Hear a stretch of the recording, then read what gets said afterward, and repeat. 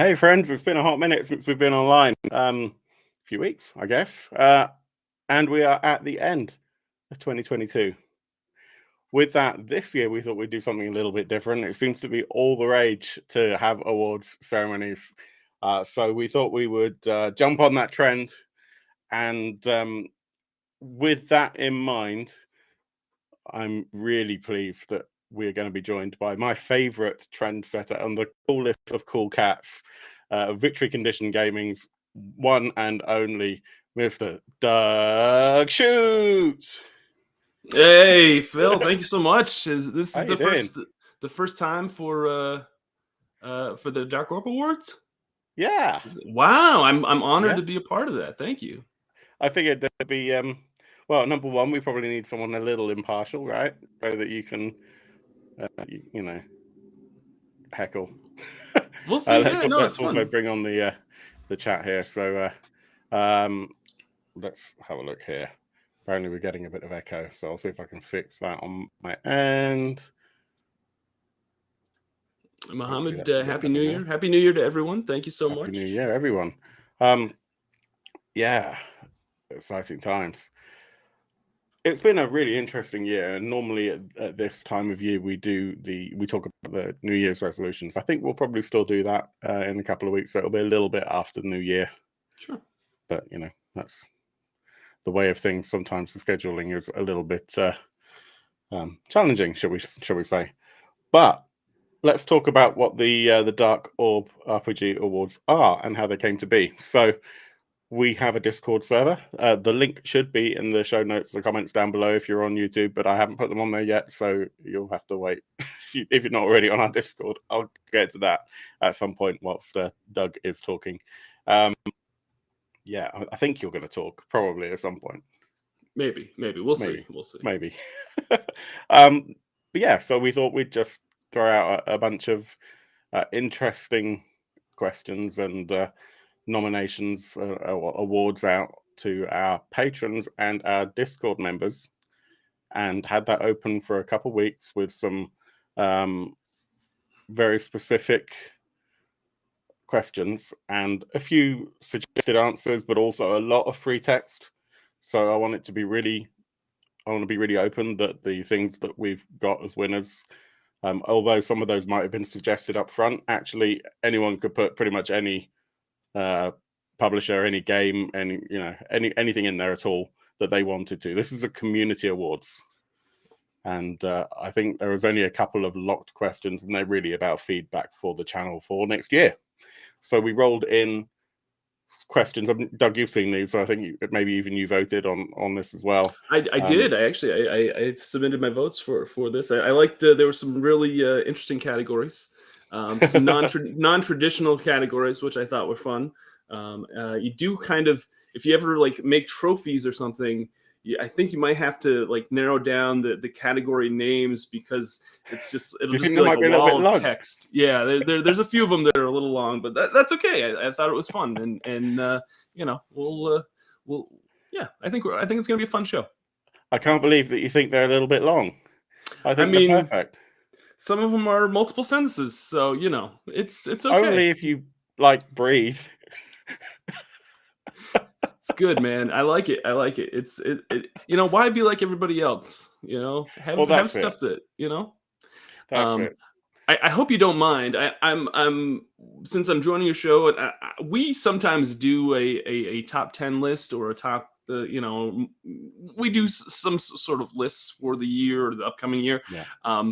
We don't really give out awards at VCG, and I was wondering if it would be okay if I piggyback and give out some Shooty awards. Shooty awards, absolutely. So for some of these categories, give me some idea of what the Shooty awards maybe are comparable to. I mean, have you ever seen The Office? The US version of The Office. The US version of The Office. I'm going to buck the trend here and suggest that the US version of The Office is actually a better show than the British one, even though the writing is effectively the same. I just think Steve Carell does such an amazing job. He does. Yeah.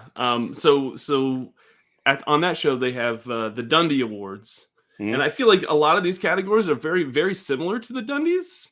And so I thought, why not give out some shooty awards that are my personal picks for some of these categories, if that's all right. I don't want to upstage your show, or I don't want to take over. Of course, it would be fun to just kind of give out some shooty awards. Yeah, and likewise, I'm very happy to share my nominations, and the things that I voted for actually are different. It's from Sure. the rest of the community, so it's probably quite interesting to see where we differ. Yeah, we could. Okay. Well, first of all, hi everyone that's watching the show. I'm really pleased that you could join us. Thank you, Kieto. And good to see you, Robbie. I hope you're feeling better. I know Robbie is afflicted with the plague that seems to be affecting the world at the moment. Sorry, Robbie. One hope of you the feel many. better soon, my friend. And good to see you, Bruce and Andy, Mohammed, and is there anyone else that? No, that's everyone. But that's the things. So yeah, great to see you. We could dive right in, couldn't we? Sure. Let's get to our first category. So the first category is. Officially, it's the most anticipated funded Kickstarter. The unofficial title is the Dark Orb. They're making a potentially awesome game, but it's not out yet. But Kickstarter hype and Phil, or the Dark Orb, made me buy or almost buy it. So it better be good because I already paid for it. Most anticipated RPG that didn't come out yet, but already took my money. Stupidly lengthy title, Community Award. Love it. Love it. That's gonna fit. It's gonna fit, right?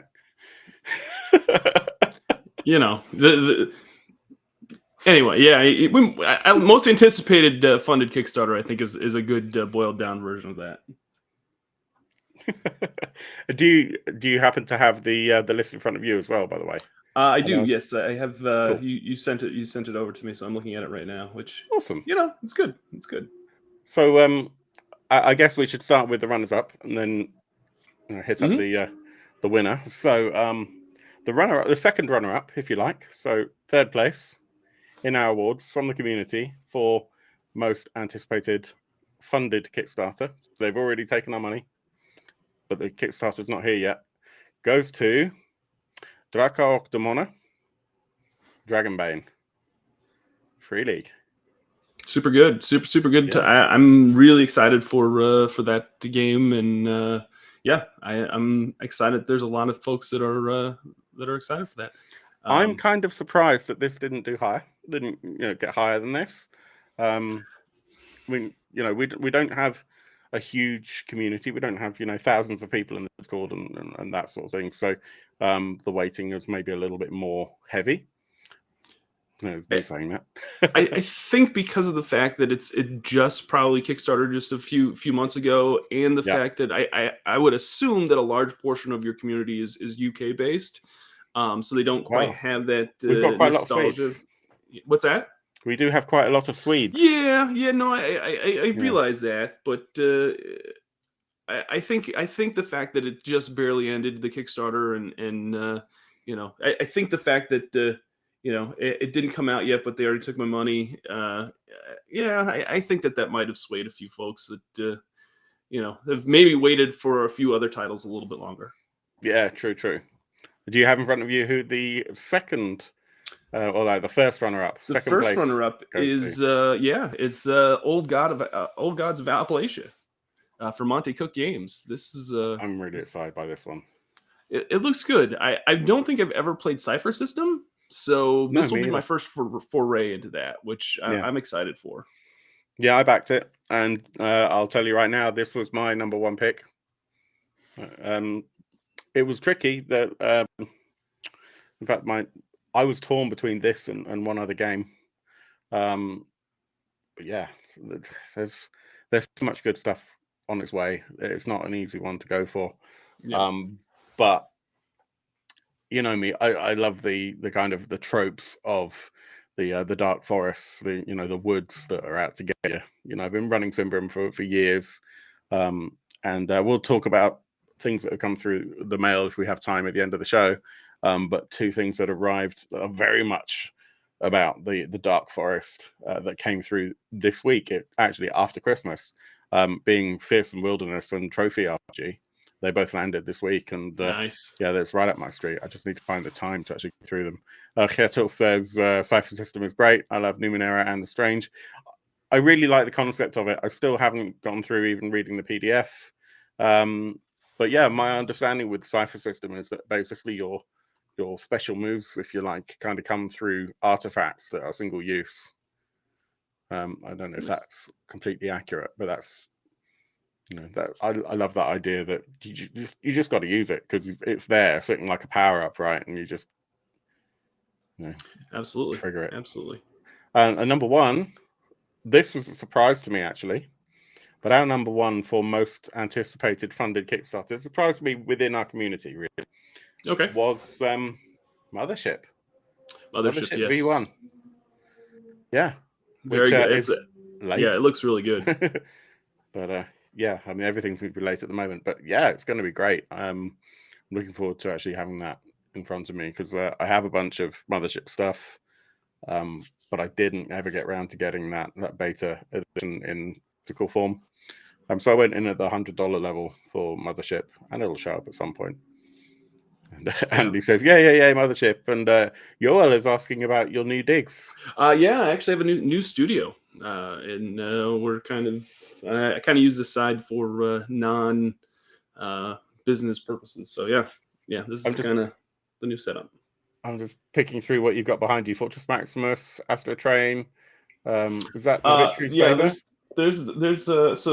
Victor, there's a Galaxy Shuttle. Victory Saber. There's a whole bunch. We could just do a whole show on Transformers if we wanted to. But at some point, I have most of those toys in various forms of oldness, but not in good condition because I was terrible when I was younger. So anyway, most anticipated funded Kickstarter. Just a recap. In third place was Dragonbane Draco Demona. Second place was Old Gods of Appalachia, and first place went to Mothership. Mothership is put out by Tuesday Night Games, by the way. Yes. And it's gonna be a nice product once it's all said and done, and it's gonna be a nice box set. I think should hopefully give a whole new audience a way to play that. My Shooty award for most anticipated funded Kickstarter is a game that I think was supposed to be out at the beginning of the year, but we all knew that there was just no way for it to happen, just based on the amount of funding that it got, and that they've collected my money for a while for it. I've heard that the quality of the product is really good, and for what it funded, it probably, it doesn't surprise me that those are the reports. My most anticipated funded Kickstarter that I went all in on, that I don't really even know the IP all that well, is I think I know where you're going with this. Avatar, the RPG by Magpie. We had surprisingly few votes for that. Actually, I think only one or two. Yeah. Which, as I said, the selection, the data set was fairly small.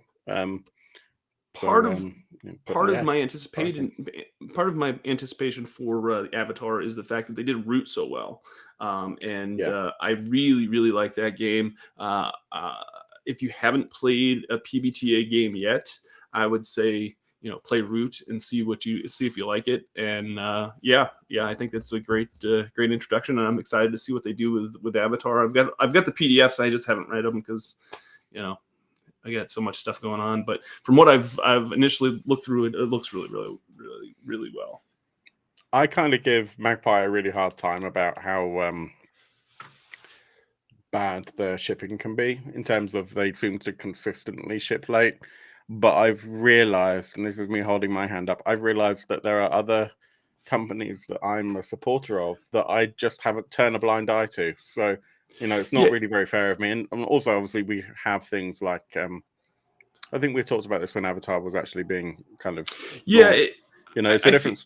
You've got the challenge of it being much, much bigger than they thought it would be. But also, I think that consistently, Magpie sometimes have struggled. But for sure.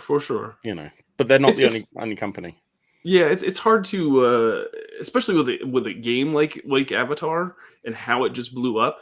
And just totally took over the crowdfunding scene when it was on. I think that with that much support behind it, we all kind of went, yeah, I think that they underestimated their lead time. I mean, this is a game that also created a huge, shortage of paper for the industry as well, which was already short. Kudos to them for doing that. It just, cut down more trees. I mean, they printed a lot of product just for Kickstarter backers, and then they more than likely they also printed their retail copies at the same time. So good on them for being able to just kind of make a huge splash. Yeah, a couple of honorable mentions as well. Astro Inferno by Hacksound Studio, which I think is an incredible looking product from an independent. If that really hits the way that it looks like it's going to, I think it's going to be really stunning. And the other one, which is in the back of my mind, is by Studio Agate, who are another company, as I said, that generally run late. But they did a quick start of Vermine 2047, which I think is going to be a really interesting post-apocalyptic game when it lands. But yeah, that's our roundup for most anticipated funded Kickstarter. Nice. Some good candidates there. Yeah. So as a kind of a play on this theme, we also, as our next one, have the most anticipated announced role-playing game. What's the difference? Well, the difference is, shall I tell you? Yeah, go ahead. I'm going to guess that maybe it's been announced, but we know it's coming, but we haven't seen any kind of campaign or anything for it. Yeah, the official title of this is the Dark Orb Community Most Anticipated Physical RPG that hasn't got a Kickstarter or any pre-orders yet, but we know it's coming because Reasons Award. So, just to make that one easy. So, yeah, These are things where we are very specific about physical as well. But yeah, these are products that we know are coming, definitely. But maybe there's a preview page up here or there, or there's been a press release, but there's no way to kind of actually physically order that product yet. So it's not a Kickstarter. There's no physical pre-orders available. And what's the second up for this one? That might be. There's a couple different ones here. One is Pendragon, the new edition of Pendragon. Sixth edition. Is that a 6th edition? I couldn't remember how many not editions. 63. I just can't type. That's all right. And a game that kind of made a big announcement at PAX Unplugged while I was there, and that is Gloomhaven, the RPG.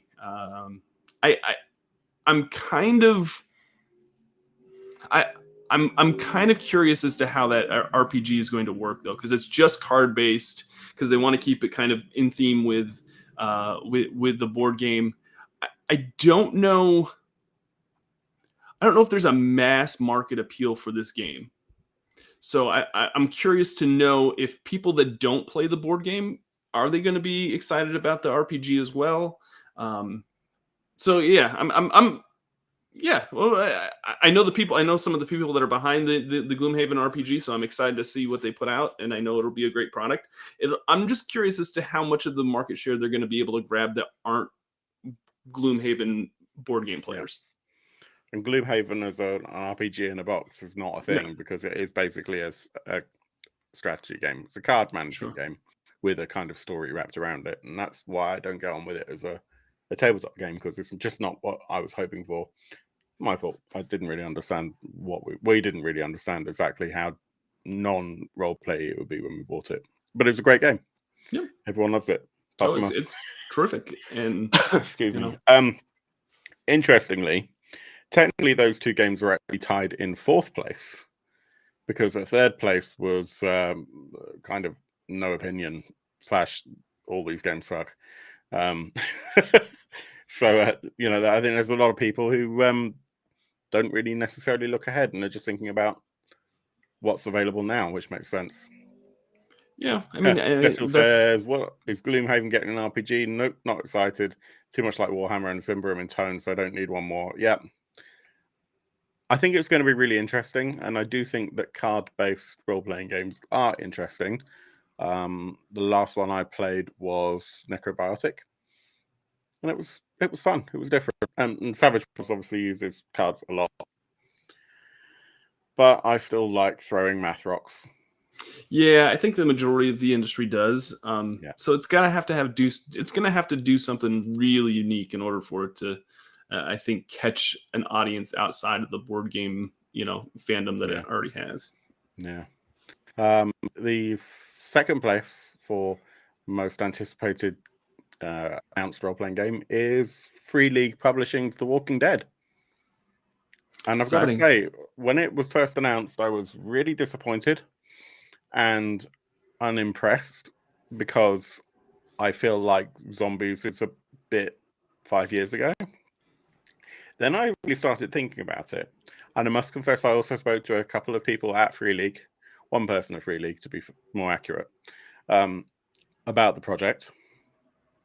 And I started thinking about the show. And whilst I have no real interest personally in zombies as a trope, before even having this conversation with others, I realized that that's really not what The Walking Dead is. It's not a zombie show. It's a post-apocalyptic survival horror. And when you take that into account, and you think about the very best of Free League's role-playing games, which to my mind are the things that come from Jörn, things like Mutant, Coriolis, Symbrum, of course. Coriolis maybe less so, but they're all pretty much about surviving the politics of factions and people. Yeah. And maybe Coriolis is exactly that, actually, thinking about it. They're very political adult games. And I think The Walking Dead, when you take into account that zombies, it could be aliens, it could be the forest trying to kill you. These are all effectively the same thing. It's something opposing you that you have to deal with, as well as the problem of other people just being really difficult to, deal with anyway, with the politics and everything like that. I'm actually pretty excited about this game now. I've always been a big Walking Dead fan. I've watched it since the beginning. I've played the miniatures game by Mantic, which is amazing. It's one of my favorite miniatures games. I know that this, when I've known about this behind the scenes for over a year now. I will agree in the fact that it seems like zombies and that whole genre has kind of been overdone a little bit. And I think that I think we're kind of on a downward trajectory for the, I don't know, for the pop culture status of Walking Dead at the moment. But I think you're going to see over this next year or two, it's going to rise back up. We've got a whole bunch. They've got a whole bunch of different series that are going to expand this universe. They've teased that they're going to, introduce all sorts of different walkers into the universe. I think we're going to see a resurgence of this IP, and I'm excited that we're going to be able to be a part of that at Free League. And I think that's this would be my pick for this award, for the Shooty Award. But since I'm kind of biased in this, I chose another game that's coming out. But yeah, I'm excited for it. I think it's great. I always tell folks whenever I pitch Mutant Year Zero to folks, I tell them it's like Walking Dead meets X-Men. Yeah. Like if you like those two, yes. Did you just say that zombie IP will rise back up? Yes, I think it will.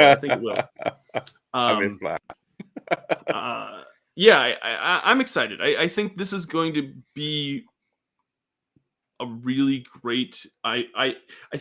The way the RPG and Alien really kind of go hand in hand together really well, where the mechanics feel like like you're playing in an Alien movie. I feel like this game, from what I've already seen, is going to do the same thing. I think if you like being in that post-apocalyptic, where humanity might be more of a threat than the actual walkers in the situation. I think you're going to I think you're going to be surprisingly pleased with this finished product once it's all said and done. And I think that's exactly it, is that you've got this persistent outside threat, and we'll get to comments in a second because they're exploding. There's an external threat that's persistent, that you know is always going to be bad. And then you've got the threat of goodness knows whatever you're dealing with on the inside, within your confines of wherever it is you're living. And there are going to be times when you're just going to have to weigh up which one is worse. Yeah. Right. And yeah, there's a lot of comments about the zombies will be done to death and that sort of thing. They have, but so have kind of forests, and so has space hulks and dungeons. Yeah, I mean, we've got to the point where I think almost every genre of an RPG has been out right at this point. There's not really any genre that you go, oh, this doesn't have an RPG attached to it. I think you're going to be able to find one at this point. So it's just a matter of, okay, how do we make an RPG that fits this genre for this IP or for this setting that we think is going to work in a better way? I think the Walking Dead RPG is going to do it. So that gives us number 1. So what's the most anticipated announced role-playing game? And what do you think of this one? This one doesn't surprise me for your community. When you sent it over, I was like, oh yeah, this checks out. And this is a very well-established publisher. I get to hang out with them quite a bit professionally, so that's awesome. Do you want me to announce it, or do you want to announce it? Okay. It's Rivers of London by Chaosium. This was my vote, to be honest with you. This was it your vote? This was. Yeah, I know that they've been working on this for a while behind the scenes, and Rick and all of the crew at Chaosium definitely know how to make RPGs. So it's going to be nice to see this as a final product. It's a really interesting IP. So for anyone who doesn't know the Rivers of London series, if you happen to have read the Dresden Files by Jim Butcher, they're very, very similar. They kind of, I think Rivers of London came afterwards. There are fewer books, so that would check out. Although I believe that Ben Aronovich, who wrote those books, didn't really know of the Dresden Files when he started writing, and they are different, but they have similar core concepts, which is that you're effectively a magician that's investigating weird goings on. Rivers of London is kind of like Dresden Files, but set in London, where the protagonist plays a magician, a trainee magician, working for effectively the Metropolitan Police in London. And it's kind of a bit like the Dresden Files meets Neverwhere or American Gods by Neil Gaiman. That sort of mixture of kind of folklore infused into old gods that kind of keep London alive. So it's a really cool setting. I think it's going to do much better in Europe probably than the US, just purely for the locality stuff. But we'll see. I think it's really cool. We do have the PDF. I haven't read it yet. Nice. My other half is very kind of excited by it because she's read all the books numerous times. Is the PDF available? Do they have it up for pre-order? The PDF is available now. Okay. The physical book is not available for pre-order yet. Okay. Interesting. So, it's like $25 or something. Oh, I might have to check that out. And the way Chaosium do it, if you buy the PDF, then the cost of that will be offset against the print product. Oh, okay. Nice. I like that. So I think that's a really good way of doing things, particularly if you're not 100% sure that something's going to go to print. But also, it really will give you an idea of volume, because I can imagine that they've been doing this long enough now that they have an idea of what proportion of PDF buyers will actually go ahead and order the physical product. Sure. So I think that's pretty good.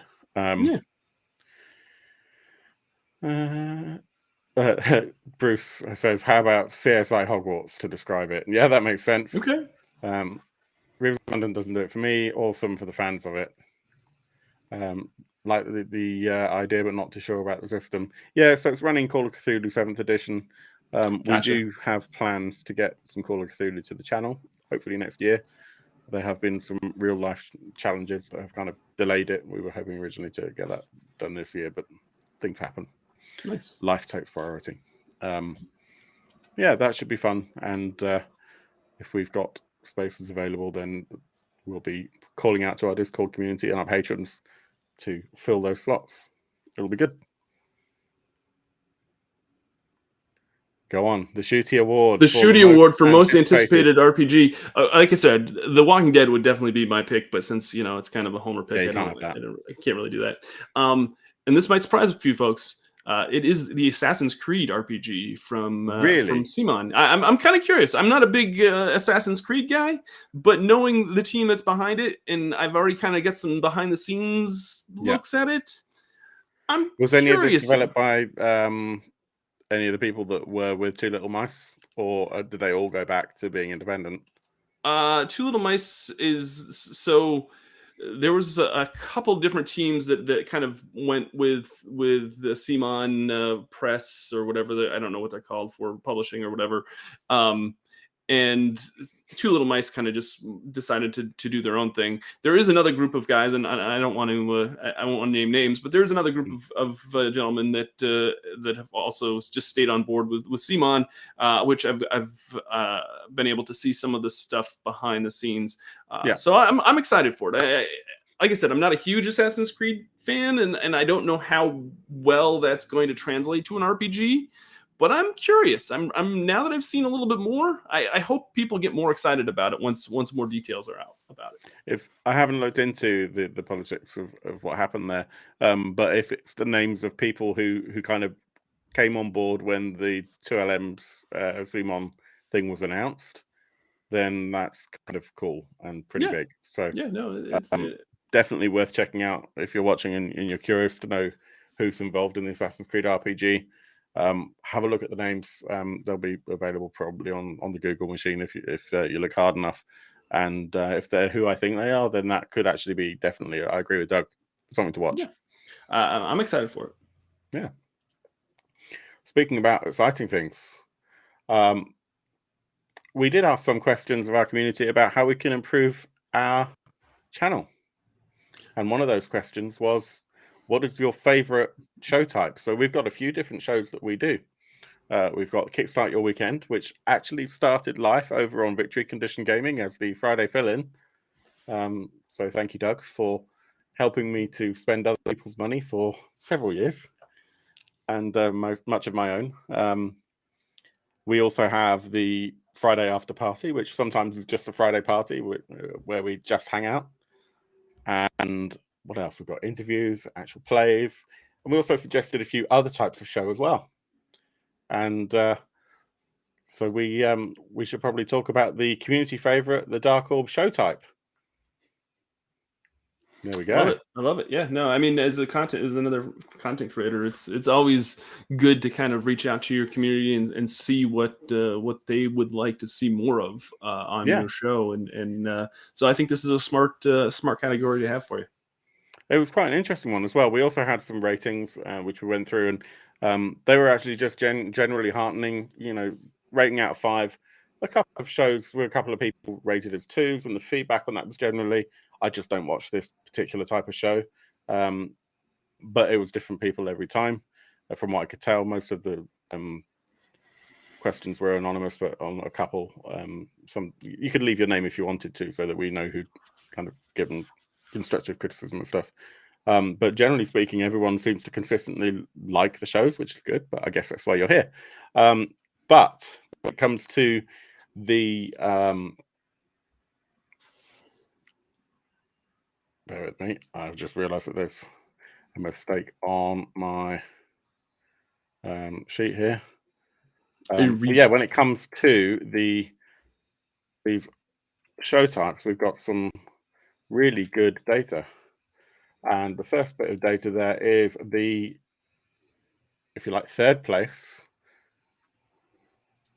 was actually, I have lost it. You want me to say what it is? Please. It was product reviews. Yes.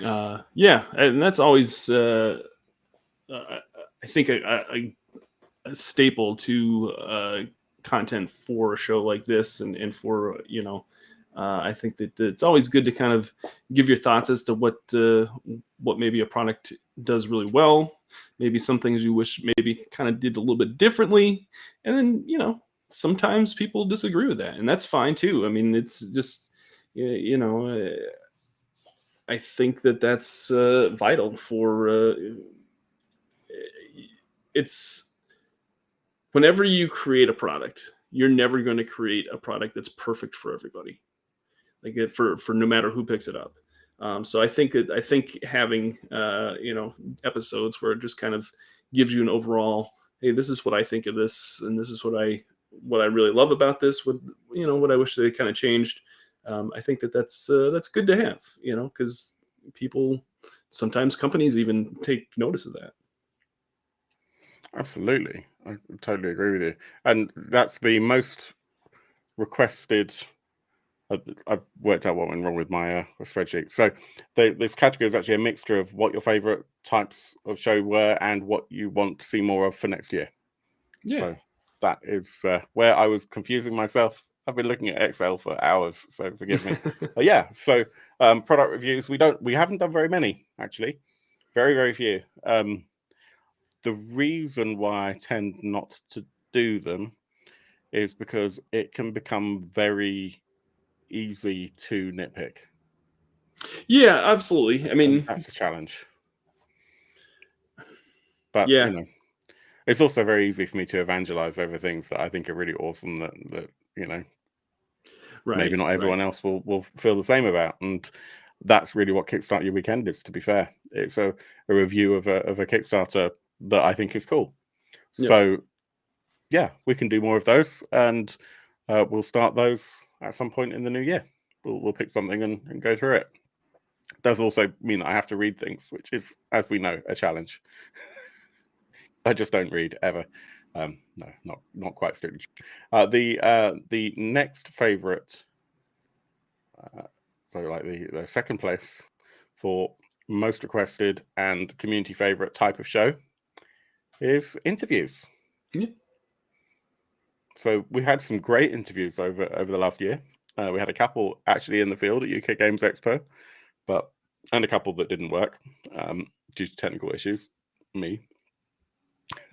But we spoke to Tomas Herenstam. We spoke to Jason Cordova over at the Gauntlet. So Tomas is from Free League. Jason Cordova at the Gauntlet. Ian Lemke at Nepenthe Games. To Andreas at Hackstone Studios. The guys over who made Kinless. The guys that made Hellguard. It's it's great stuff. Nice. And very, very keen to get more of those this year, well, next year. Andy says, is there a category for game that has been in shrink wrap the longest on Phil's shelves? No, because you can't. It's really hard to measure that. Basically, yeah, it'd be a challenge. What do you go for? Do you go for the game that has the oldest print date? Because I can't see that because it's in shrink wrap. Or we could go by ISBN number, I suppose. Or the game that I've owned that's had shrink wrap on it for the longest. So, like, what's the measuring point? We can try and look at it for next year. And actually, I will say that I had to open up the Call of Cthulhu classic box, which is over there. There it is. Nice. Not on there. And then I dropped it on the floor, and it's now got a corner ding on it that's really massive. Oh, so that was yesterday.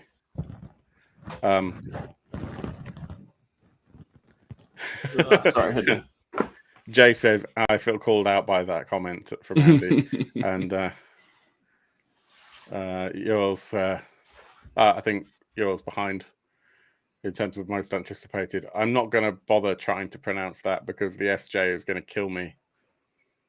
Most dust covered, I dustmyshelves.com. Right, where were we? The most anticipated, or rather the most requested show type, the community favorite show type is Actual Plays. Yeah, that's good. Which is really cool. really, really cool indeed. That's something that I had not expected, to be perfectly honest with you. And that really, really surprised me. I don't know why. I really don't, but good. I think I think people want to see more RPGs in action. It's easy to explain how mechanics work, but sometimes it's just that physical or just that way of getting to see it in action that really kind of sells it for a lot of people. And I think that's good. And the one thing that I will say is speaking as someone who does a lot of actual plays and a lot of actual play shows, is they're very hard to organize, and there's a lot of work behind those shows. And I know it's easy to look at content online and go, oh my gosh, that must have been super easy. It's not. You've got a lot of people to line up. You've got overlays. You've got reading. You've got prep to do. And, there's a lot of stuff behind the scenes as a content creator that you need to do in order to make those actual plays successful. And so as long as you know that your community is behind it, it makes putting all that work in worthwhile. So that's awesome. And I would say also that if you're then doing that actual play online live, it gets even worse. So one thing we've started doing for some of our actual plays, purely because it makes scheduling less painful and it gives us an opportunity to moderate in case things take a weird turn, particularly if you're playing a horror game, is to record and then put it out pretty quick after recording. But there's nothing like doing a live actual play. It's something different about that. I will say, Andy's comment kind of, I'm going to disagree with Andy's comment. Most of the prep is the same for running the game. Some of that is just for running the game. I'm talking about, creating graphics, creating, doing all the back end stuff of what you need to do for the broadcast, like all that stuff. About 4 hours of prep. Yeah, to get this show ready. Anyway. Yeah. You wouldn't guess it if you weren't doing it. You wouldn't guess how long it takes to do something that looks really basic, let alone good stuff. Exactly. And there is an honorable mention for the most requested community favorite TDO show type. What was that? I'm not sure who put this one in, but there's a request for a. Oh, let me just read this verbatim. A regular show all about Doug, because let's face it, we all need more Doug in our lives. Wow, thank you so much, whoever did that. One. I appreciate it. You know what? There's my Shooty Award right there. That deserves the Shooty Award right there. That's going down the chute.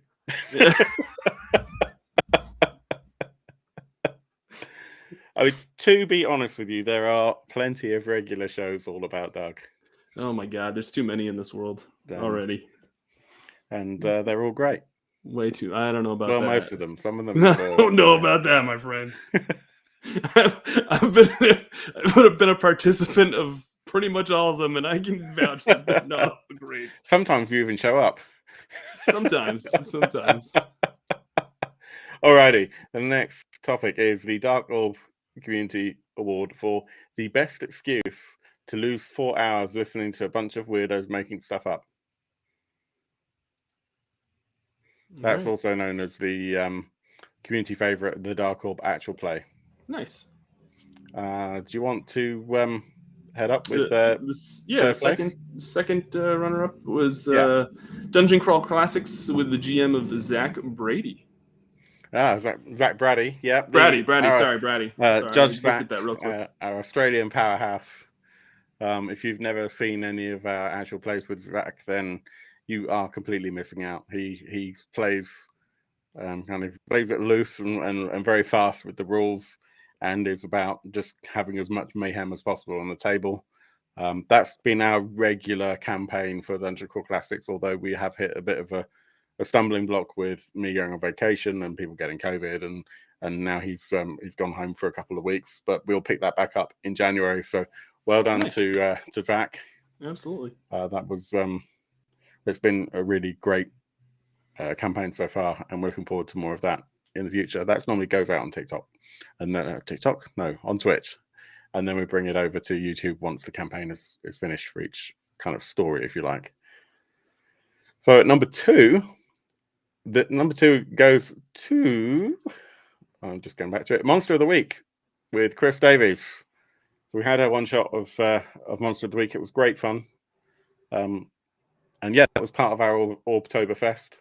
And I will say there's a definitely honourable mention to also to Bruce, our GM that ran Ghostbusters RPG, also for Orbtoberfest.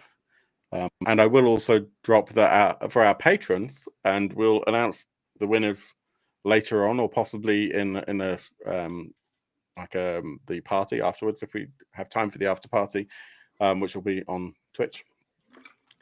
Is for every Orbtoberfest game that we did, we also ran a little patron giveaway. So the option to possibly win either Mutant Crawl Classics, because we pulled the Christmas Dungeon Crawl Classics game in that other Bruce ran in December.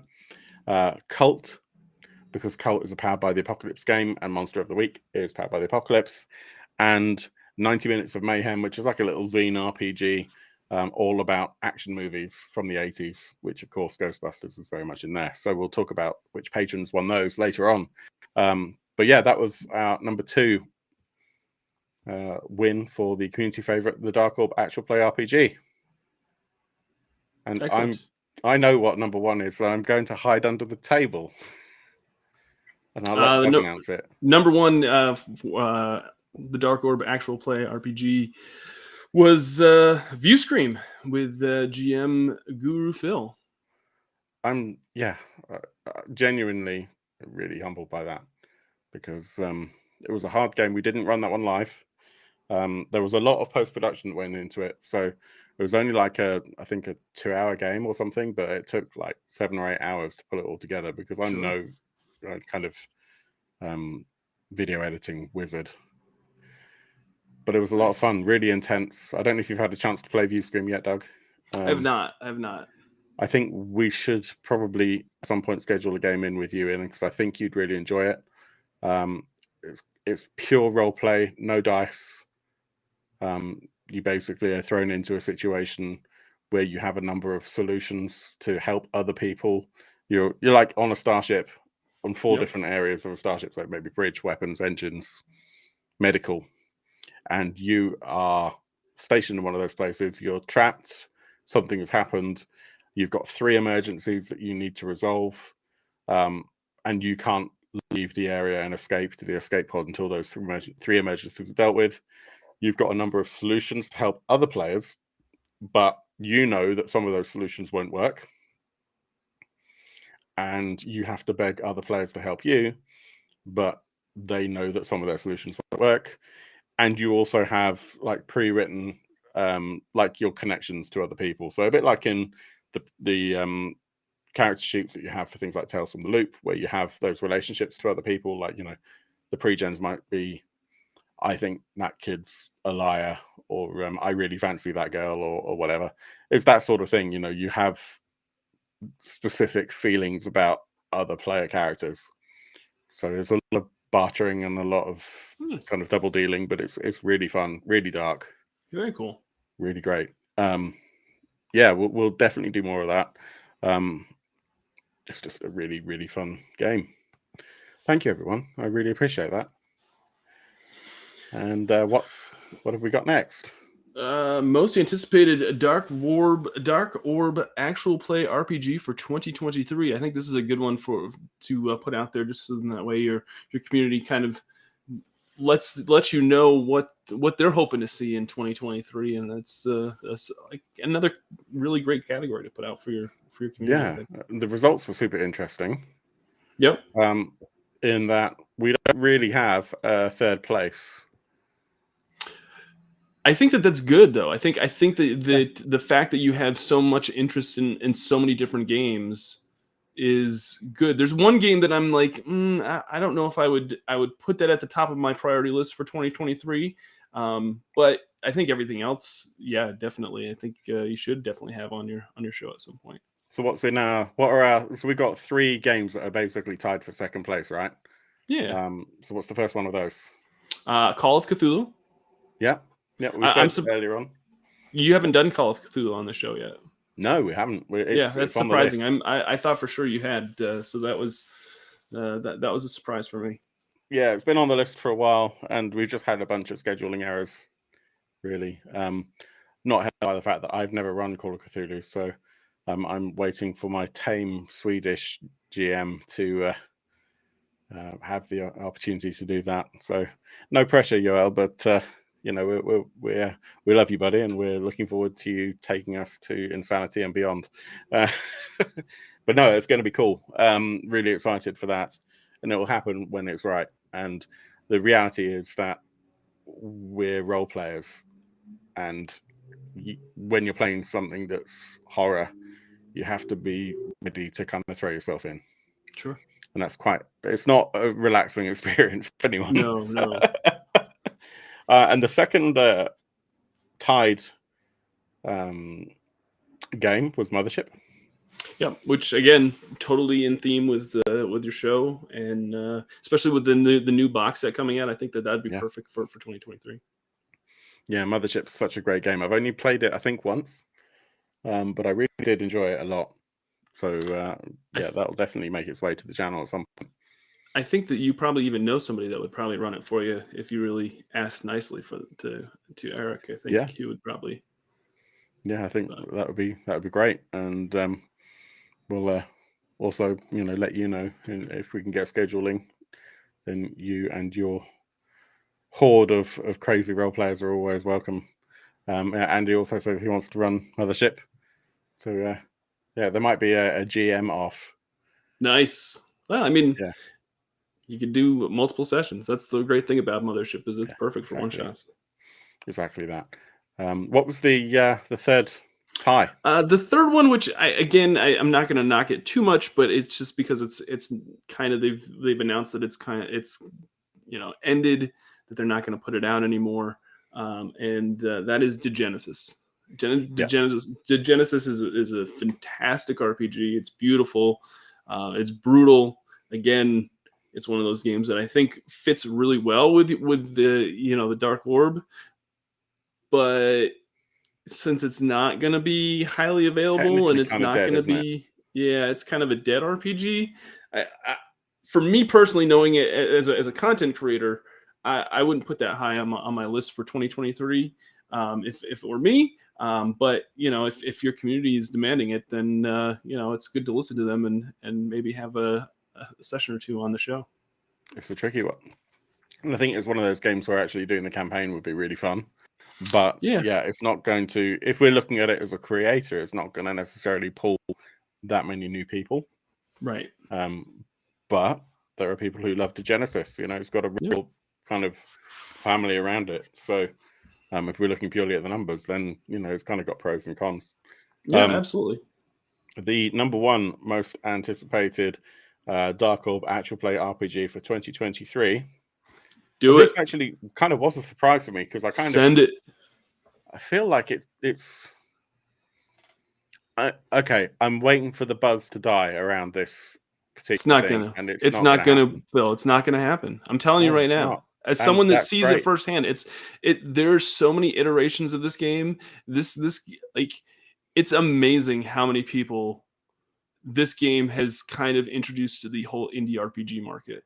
Yeah. And I if you haven't had this on your show, I'm going to tell you right now, this needs to be a top priority for your show.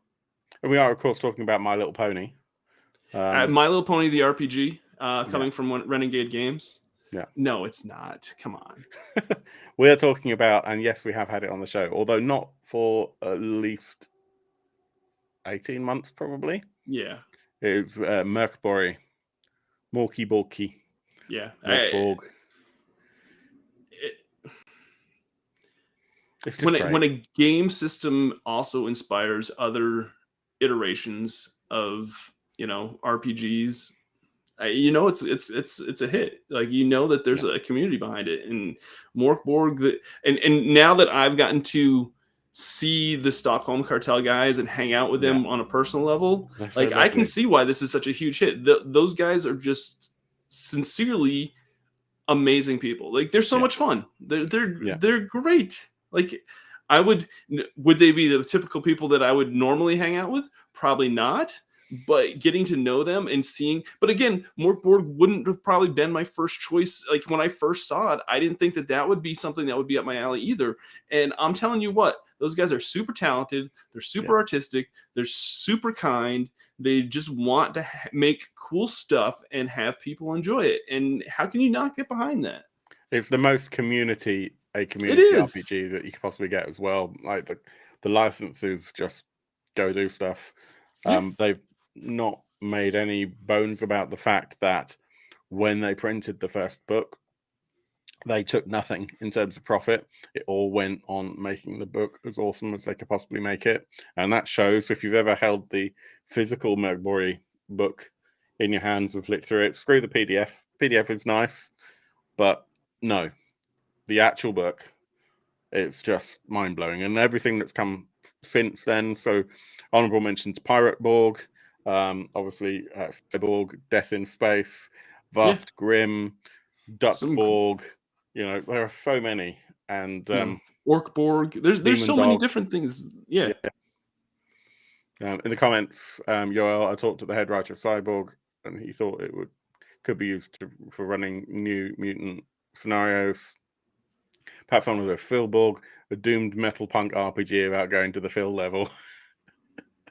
I love it. Yeah, the problem with the Phil level is it's really expensive, and you're never quite sure if it was worth it. No, it's always worth it.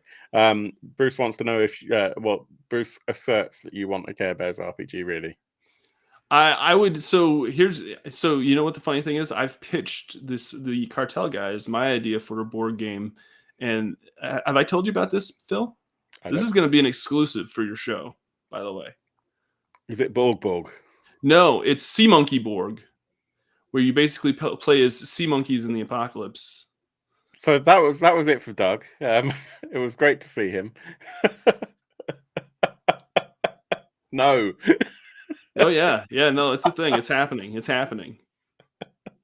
You play as sea monkeys in a glass, and you basically you're just holding on to the end, because we all know that they only last for a few days. Yeah, but they don't really do anything. Well, yeah, many of us don't really do anything. That's true. Let's have a look and see. Yeah, so that was interesting. We had the 3-way tie. The next. Wait. Can I give my Shooty award for that category? Yeah, for what I want to see, and I know that I'm not. I know you're probably not a huge for Victory Condition Gaming or for no. This is for you. This is my pick for most anticipated 2023. The Dark Orb actual play RPG, the Shooty Award. That's it. Wrap it up. The Shooty Award for that would be Transformers the RPG. It's not going to happen. I'm just saying that's my pick. That's not true. That's my most anticipated. Happen, I'll never run it. Just saying. I don't even own it. I know you don't. I can't bring myself to do it. Ever since I found out that they've given Transformers animal handling. Just saying. No. Just saying. Transformers anyway, RPG. I like it. It's Prime. What's that? Will you run it then, Doug? Maybe. I do have it over here on my shelf. Which version did you get? So I went and got the standard edition, but then they reprinted the limited editions, and I ordered a limited edition too. Well, you got to have one to look at and one to run, right? But I actually think I like the standard edition cover better. Yeah, purely because the limited is Autobots, and that's just not right. Well, you can only play as Autobots in this version of the RPG. So I think that they're going to do actually. Yeah. They don't let you play as Decepticons. So I think that they're going to have like a Decepticon source book that'll probably have, okay, this is how you play Decepticons. Don't judge it. Don't quote me on that, but that's what I'm guessing. Yeah, that's not on. One to run and one to pet. Exactly. One to have on my shelf and one to just kind of, take around. Yeah. So the next award is the Dark Orb Community Award for guest you'd like most to Friday night party with in person at the next convention. So that's right. otherwise known as the community's favorite interview guest.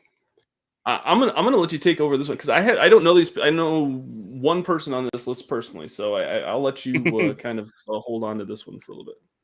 Sure. So the tie for third place was Ian MK from Penty Games. So that was Nevermore. Ian's a great guy. We had a great chat, very fun, and yeah, just has so much knowledge about the world of darkness as well, and was instrumental in things like the Expanse role-playing game. Really super interesting guy. Tied with Andreas Rue from Hacksan Studio. So that was Hacksan's basically just, they've got this one product, which is Astro Inferno, which they're working on, which is kind of like space cult. Best way to say it. Super heavy, kind of religious inspired, heavy metal demons, and I don't know, it's just amazing. Angels and demons and spacecraft and guns and kind of anime type thing going on. Both really cool people. Had a lot of fun talking to them, and their products, which haven't arrived yet, are outstanding. The second place went to Jason Cordova at the Gauntlet. So the Gauntlet, responsible for lots of things, actually. Yep. I guess the main thing that they do, I mean, they've got a huge community. The Discord community is massive. They have this publication, which is every couple months or so, called Codex, which is just laden with community-driven content, games or scenarios for Powered by the Apocalypse games primarily, as well as actual games themselves, just printed in this, laid out in this PDF. And then every now and then they'll release a compendium. In fact, I'm going to break the fourth wall for a second. Look, I've got legs. I'm surprised he actually has pants on for this. Oh yeah, this time. I'm a pro. I've just kind of sprayed some paint on my legs. It's fine. Right. So the Codex, which is by Gauntlet, and it's just incredible. I can't really show it very, very easily, but it's just lots and lots of different things for different games. So there's a bunch of Merkbori content in here. At least one thing that we've actually run on the show came from this. Flails Akimbo, I think, is in here actually. Yeah, incredible company. And they put out Brindlewood Bay and Trophy RPG. And between and Shut Up, Andy. Says, oh no, Phil's legs, my eyes. Won't somebody please don't think about children on my show. Matt says, leg paint smart. Great to see you, Matt. Tattoo trousers, yep, exactly. The number one pick for the best. If I skipped one, hang on. No, I haven't. Number one pick for community favorite interview guest. Not too much of a surprise given our audience. You may know him as Boss. We of course talk about me. Parenstam. Okay, yeah. Thomas is great. I get to spend a lot of time with him. Yeah, lovely guy. Knows a lot about lots of different games, especially games within the Free League publishing art.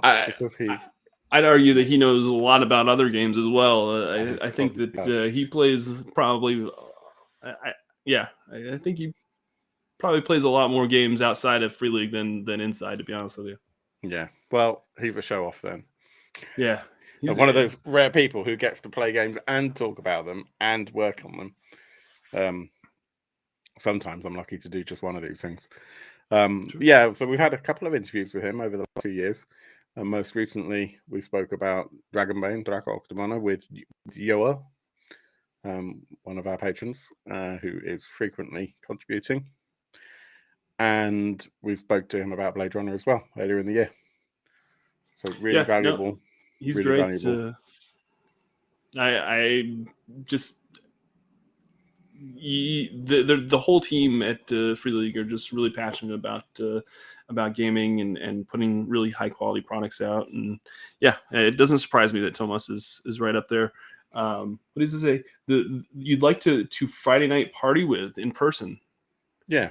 I'm not sure. I don't think I've ever. I mean, I've hung out with Tomas at the Ennies and stuff, and I'm not sure. Did he strike you as the kind of person who would just go, "Hey, let's go clubbing"? Because yeah, no, no. that's no. I wonderful guy. I love hanging out with him. Not really a big partier, I feel. Yeah, I think maybe some of that kind of maybe in his younger days influence was lost in the I can imagine in his younger days, but yeah, maybe some of that was kind of missed in the question answering. But nonetheless, I think he'd be a great person to maybe sit down with a brandy. Oh yeah, he's super. Yeah, it's always fun to sit down and he's just, you can just tell that like the gears are always turning up there, and like he's always thinking, and like he has a very astute mind for game design, and absolutely. I can't imagine that never being a thing in this world. Like there's certain people that like are born to do certain things in this world, and Tomas is definitely one of those guys that is born to design RPGs. And it would have been a shame if he had spent his whole life, I don't know, doing something else that didn't tap into that. Because imagine this world without some of these RPGs that his mind and has either started or co-created, or I think the whole industry would be much less if it weren't for his mind. But I'm not saying that just because I work with him, but it just you can just tell that there's a lot going on back there, in his head, and he's super fun to sit down and just chat with, and you probably aren't going to party Friday night with him, but if you sit down and have a meal with him or drink or something, he's really, really fun to talk to. Yeah, I can imagine he's really great to just as I said, kind of have a brandy with. Yeah. So I'm just fighting to grab. Matt still wants to party with him though. You can try. I've tried a few times, but I think Tomas's partying days might have taken place much previously. Much in previous years. I think that's probably fair. Mine probably have too. So the next category is... Oh, wait a minute. Can I give my Shooty Award? Oh, yeah. So my Shooty Award, I'm actually going to vote for someone that hasn't appeared on your show, that I want to see appear on your show, that is fun, that I think is fun to hang out with on a Friday night at a convention. Is it Lady Gaga? No. This is someone that I think that more people should meet at conventions and should have a bigger presence in the RPG community, just in the RPG scene, just because I think they're a super, super fun guy, and I always love running into him at conventions. He's so energetic, super positive, just a phenomenal personality. And that is going to be, and I hope he sees this. And that is Matt Ryan from Chaosium. Matt is the cartographer. He does all their mats and all their maps, and a lot of their graphic. He doesn't do all their graphic design, but I think he does some of it. Matt's super fun, and if you ever get a chance, I'll have to introduce you at some point. But yeah, he's one of the. We always talk about game designers and artists and everything. We don't really talk about cartography like all that much in RPGs. Matt does a great job. Matt Ryan's super fun, and I always like running into him. Just a super nice guy, and he would be my pick to actually to hang out with on a Friday night at the convention too, because I have a feeling Matt likes to have a good time too. I've never spoken to Matt. And the Jonas Brothers, yes, absolutely, y'all. The Jonas Brothers. That's they get it's like a split award between Matt Ryan at Chaosium and the Jonas Brothers. That's who gets amazing. The Shooty Award. What's the next category, Doug? Let's see here. I'm trying to find it here. The next category is the Dark Orb Community Award for the best ridiculous hoard of stuff promised to accompany a product during a campaign in 2022. This would be the best fill level Kickstarter pledge level. Awesome. And go for it. No, I think that I think this is a category that a lot of RPG Kickstarters have to try to stay away from. Yeah, it can just really because ruin the company. It can ruin the campaign. Yeah. You make one miscalculation in some of these things, and it can really be a detriment to you. So, hopefully, it doesn't affect any of these campaigns. Yeah, I don't think it will. In fact, the one in third place, which I don't have a screenshot of, I think will be fine, because I can probably get both of the other two loaded as overlays. I think the third one, the third place, there's not a lot in there, the fill level, but it's the big squem for Troika. And nice. What's quite nice about the fill level for that particular product, so Troika is a really fun role-playing game. I've run it through one scenario as a one-shot, so I do need to run more of it. I didn't really play a lot of... That's not accurate. I played the fighting fantasy games when I was young, but I never actually played them the way they're supposed to be played. You know, with a character sheet and pencils and all that sort of stuff. I just read them as a book. So for me, a lot of the system for Troika, it doesn't come naturally because I didn't do that first time round. That said, Troika is a really fun game, and there are some things coming with the Big Squirm, which is like a campaign book for Troika set in a it's set in a kind of weird, kind of noir sort of universe. Excuse me. And I can't remember all the details of it now. It's been a while. But basically, there's a mystery going on that these really important worms are like being counterfeited or something.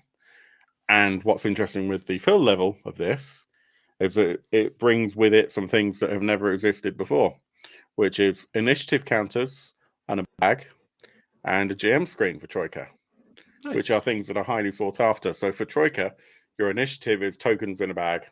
You all know what color your token is, and then you put your hand in, you take the token out, and then it could be for you, it could be for an enemy. If it's an enemy, then the GM gets to choose which enemy goes, and there's an end turn or an end round token in there as well. So it could be that for one round, actually only the bad guys go, or the bad guys don't get to go at all.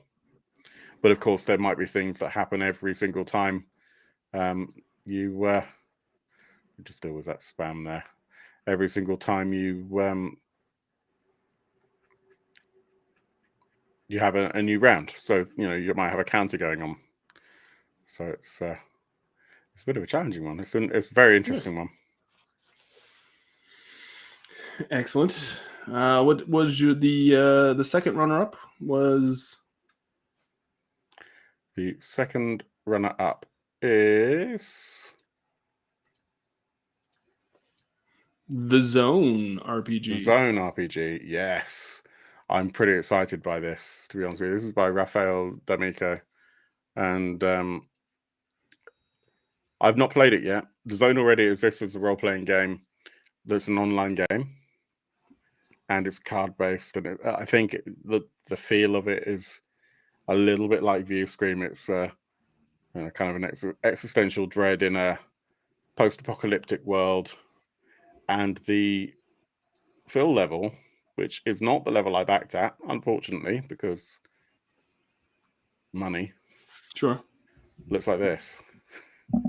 Oh yes, I remember seeing you've that. got the book. You've got a bunch of cards. You've got LED glow sticks that are like military grade. Hang on, there we go. I'm not sure. Yeah, I don't know what I would do with all that stuff. Yeah, exactly. I mean, it's incredible. They're having the slide case like properly pimped out on purpose. Like, Yeah. you know, they're having to get it all machined and everything, I think. So it's $200. I went for the next version down, which is half the price, which basically just doesn't come with the flight case and the glow sticks. And I think probably a couple of other things, but it's awesome. It's really cool. Yeah, and the it's game great. looks incredible. And if you're going to be a super fan of that game, it's definitely definitely going to be that. That's going to be what you want. Imagine going to a convention and carrying that in, you know, to play a session of that. That would be pretty impressive. Yeah, it would be really fun. And basically the game already exists. It's been played on for a while, and have a at home with that stuff. Absolutely, yeah. Channeling my inner 20-something-year-old that would be fun. But yeah, you can play the game right now. There's the web page, and you can do that all sort of stuff. So it's really cool. And the winner for this category, which we've lost the overlay. Let me get that back. It's ridiculous how much. This would be my pick as well for the Shooty. This is my pick for the Shooty award winner as well. Just because, it's what is it, Doug? It's a ridiculous amount of stuff for the campaign, and that's Old Gods of Appalachia from Monty Cook. I backed it at that level. Yeah, there are a couple of add-ons I didn't get, so I didn't get the plush dog. Yeah, I don't need it, but I am really excited about this game. I'm worried about this game as a Brit. Yeah, I'm worried about actually doing the game justice because I don't know much about Appalachia other than from listening to from listening to the podcast that this game's based on. Plus, we've got friends of the show, such as like a couple of the players that were in our Dungeon Crawl Classics Christmas game, who are actually from Appalachia, and Brendan LaSalle, who wrote a lot of DCC Adventures, also is from that region. They have the accent already. They know all the folklore and stuff, which kind of puts additional pressure on when you're someone who's It's kind of how I feel when I play Vaesen. Yeah. You're surrounded by Swedes, so that can't help. Yeah, exactly. And Bruce is saying shock horror, and oh wait, no plush dog. Then you didn't go Phil level, Phil. I did because Delver in the Dark is the Phil level. I've looked at this one a few times. I backed this at the PDF level just because you know, I wasn't quite sure if I wanted to. I can always up it. I can up it if I want to. I've looked at this all-in pledge a couple times, and I know that you get the playtest materials, so you get to kind of help, you know, try it out and make sure that the rules are how you would like it. And part of me goes, oh, you know, that would be pretty neat. But then again, like, I don't have time to play 20 of the, you know, 20% of the games that I have or more. Imagine having to pay to do that again. But yeah, no, I think that's if you're really, really into that game, there's going to be a lot of content. I just hope it doesn't impact the delivery schedule of what they want to deliver. Monty Cook, so theoretically they know what they're doing. Absolutely. If anybody can do it, it's Monty Cook. Monty Cook they do quality stuff, and really I always love seeing them at conventions and events. So yeah, no, I'm excited for them. That should be a very strong product line for. They never come to any of our conventions. Well, I think they're still kind of on the smaller end. Yeah, but they know what they're doing. I mean, a lot of these, and this will kind of follows up to a category that you have later on. But you'd be surprised that a lot of these publishers, you know, they're not all that big. Like even when you look at the industry, like you're like, oh, you think of you know. I don't know. So some of these publishers, you're like, oh, well, they've put out a lot of different. They have a lot of different product lines. Yeah, there's still probably only like a half a dozen people that are. It's when you look at someone's like office address and it's just someone's house. Yeah. Oh, okay. Didn't think of that. And we'll go into the complexities of that in very short space. Yeah. Well, that's foreshadowing a Final little few bit of awards. yeah, exactly. But it's really hard to segment the industry. Yeah, it really is. What's an indie RPG at this point? We don't know. Yeah, we gave up. We were gonna use that term indie RPG, and then basically we had quite an argument in Discord over whether or not indie is an appropriate term these days, because it's such a grey area now. Like, for example, some of us consider Free League to be borderline corporate, and then others say, well, it's not really, it's indie. And then so you'll see, we changed those terms around. Yeah, it's tough. It's tough to draw that line. What was the your Shooty award was also Old Gods, wasn't it? It was, yep. And that was definitely what I voted for as well. There's a lot of content there, and like I said, it's on. I'm on that fence where it's if it were I forget how much it is. It's like $250 or something like that for that pledge.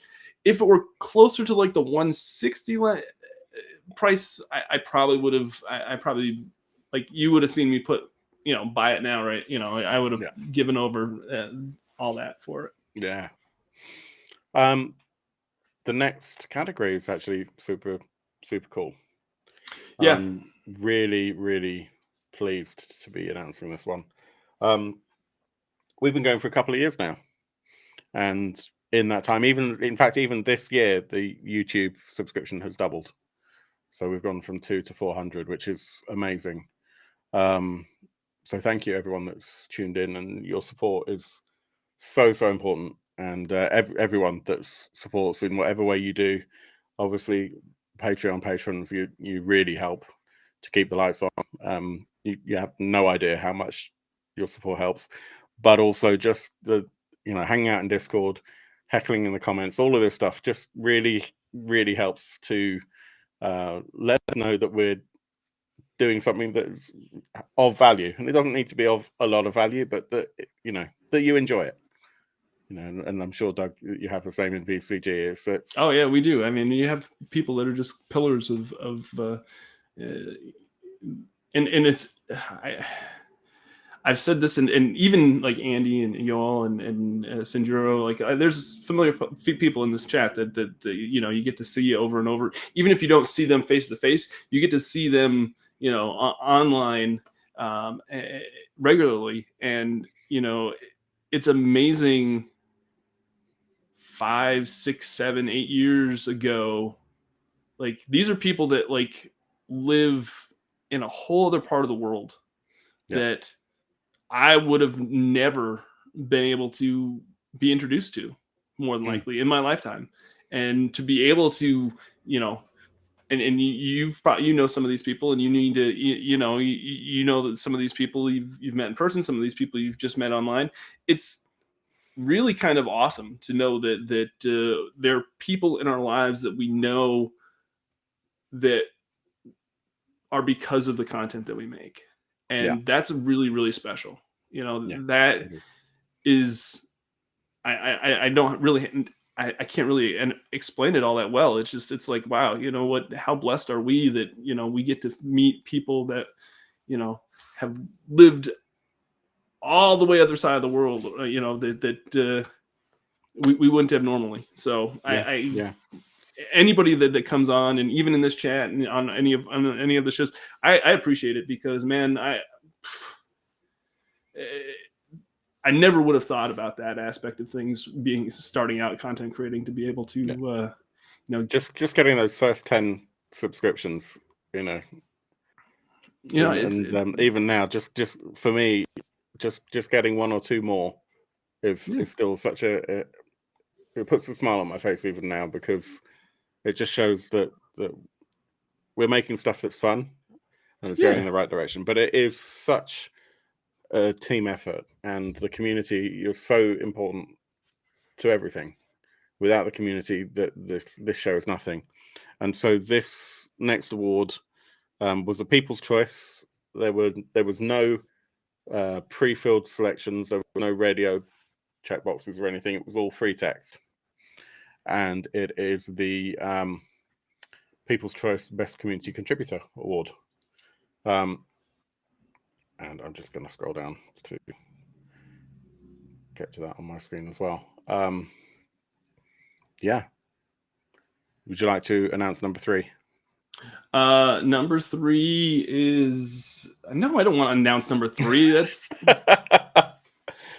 I'll do it. okay. Yeah, you voted me as number 3, which I didn't even consider myself like up for nomination, so I could quite easily have like not put that in there. But yeah, thank you. Yeah, there's not much more I can say. It was unexpected, actually. Number 2 on the awards. What was it though? Because it was like all 4 options for when I brought up the online ballot. Phil. Yeah, it just said Phil. I was just like, what the heck? I'm like, I guess, and it was a required field that I had to click too before I could move on. In fact, that was like the first thing that you had to fill in order to gain access to the form. Exactly. Yeah. And then if you tried to close the page, then you got one of those things that just said you can't close the page until you completed this. Exactly. Yeah. No, but seriously though, thank you everyone. I do appreciate that. And there were a couple of comments that were that I do everything in all categories. Well, not well, but categories being like Discord and heckling and chat and all that sort of stuff. And that I don't know where you find the time. Honestly, I don't find the time, which is why there's not more. You make the time. Yeah, you make the time. That's I'll tell you as a content creator, you don't find time. You make time to make content. Good content equals an unhappy partner. No. But yeah, as I said earlier on, I mean, like, it took probably about 3.5, 4 hours to get this all together for today's show. And it doesn't normally take that long. But it's like every time you go to try and set something up, it takes way longer than you're planning. I don't know if it's the same for you, but I'm still at that point where I go to my other half, I'll say, I'll probably take about half an hour. I just need to do this one thing. Yeah, no, it takes you more. And it's like 3 hours later, you're still piddling about with some program trying to get it to do something that you've done a million times, but it's just not quite right. I love it when my wife comes in at the end of the day and she's like, she comes home from work or something. She's like, "What'd you do today?" I'm like, "Well, I edited an audio podcast and got it up." And she's like, "What else did you do?" I'm like, "Yeah, edited an audio podcast and got it up." And it's like, I ate a Pop-Tart, had some water. Usually that's about I made graphics. Killing me. You're gonna have to read these out. What's that? The philocracy, the Democratic People's Republic of Phil. No, we're not saying that one, Andy. No, but no, that's nice. In second place, Bruce, the heckler. Absolutely. Transition from heckler to GM. Great contributions to Discord. The heckles are great. Bruce, you've been so great for the community. I can't state it enough. You've supported from very close to the beginning. You're a very valued patron. You contribute to actual plays. You've run actual plays. You've played in actual plays. You've been on Kickstarter Weekend and the Friday party. Yeah, you're great, and I really appreciate everything that you do to help. And I will let Doug. Yeah, the Right Honourable Sanjuro, as Exius Andy said. Doug, I'll let you read the winner of the People's Choice Best Community Contributor Award. Yeah, and it's Yoel. Yeah, Yoel. Yeah, I'm going to say that would also be my pick for the Shooty Award as well. Just because I want him to be able to say that he's multiple award-winning Yoel. That's how he should introduce himself from now on. Yoel's great, and he's the fact that he knows so much about the Swedish side of RPGs, and he's relatable. The fact that he takes time out of his busy day, and we've all been. I've been there as a parent, where you're trying to juggle the whole parenting thing and the life and everything, and to be able to still be an active part of the community, whether it's just on Discord or on these YouTube streams, even if he doesn't appear to, even if he's just in the chat, he brings value to your community. And not to say that the rest of your community doesn't. I just really appreciate. And it feels like you've got a good 5 or 6 people that all kind of I think apply to this situation as well, and most of them are in the chat. But I think Yoel is just I don't know. I really like him as a person. Not that I don't like the other people as people too. It's so difficult, isn't it? When you want it's hard to like express. I think everyone brings amazing things to the show and to Discord and to everything that we do, and it would have been fine for any of probably half a dozen people to have won this award. Yeah. But Yoel winning the award is very well deserved. Yep. And I would say you need to call this the Yoel Award going forward. I would think that would be the I think a fitting tribute to what he brings to the community. So now he's got 2 awards. He's multiple award winning. Absolutely. I think that's how he's going to have to introduce himself now. I completely agree with you. We're going to go on to the industry awards now. All right, let's do that. So first of all, we've got the how did we put it on the? Let's face it, they're just making products for a giant entity. Community Award for Best Corporate Publisher of the Year.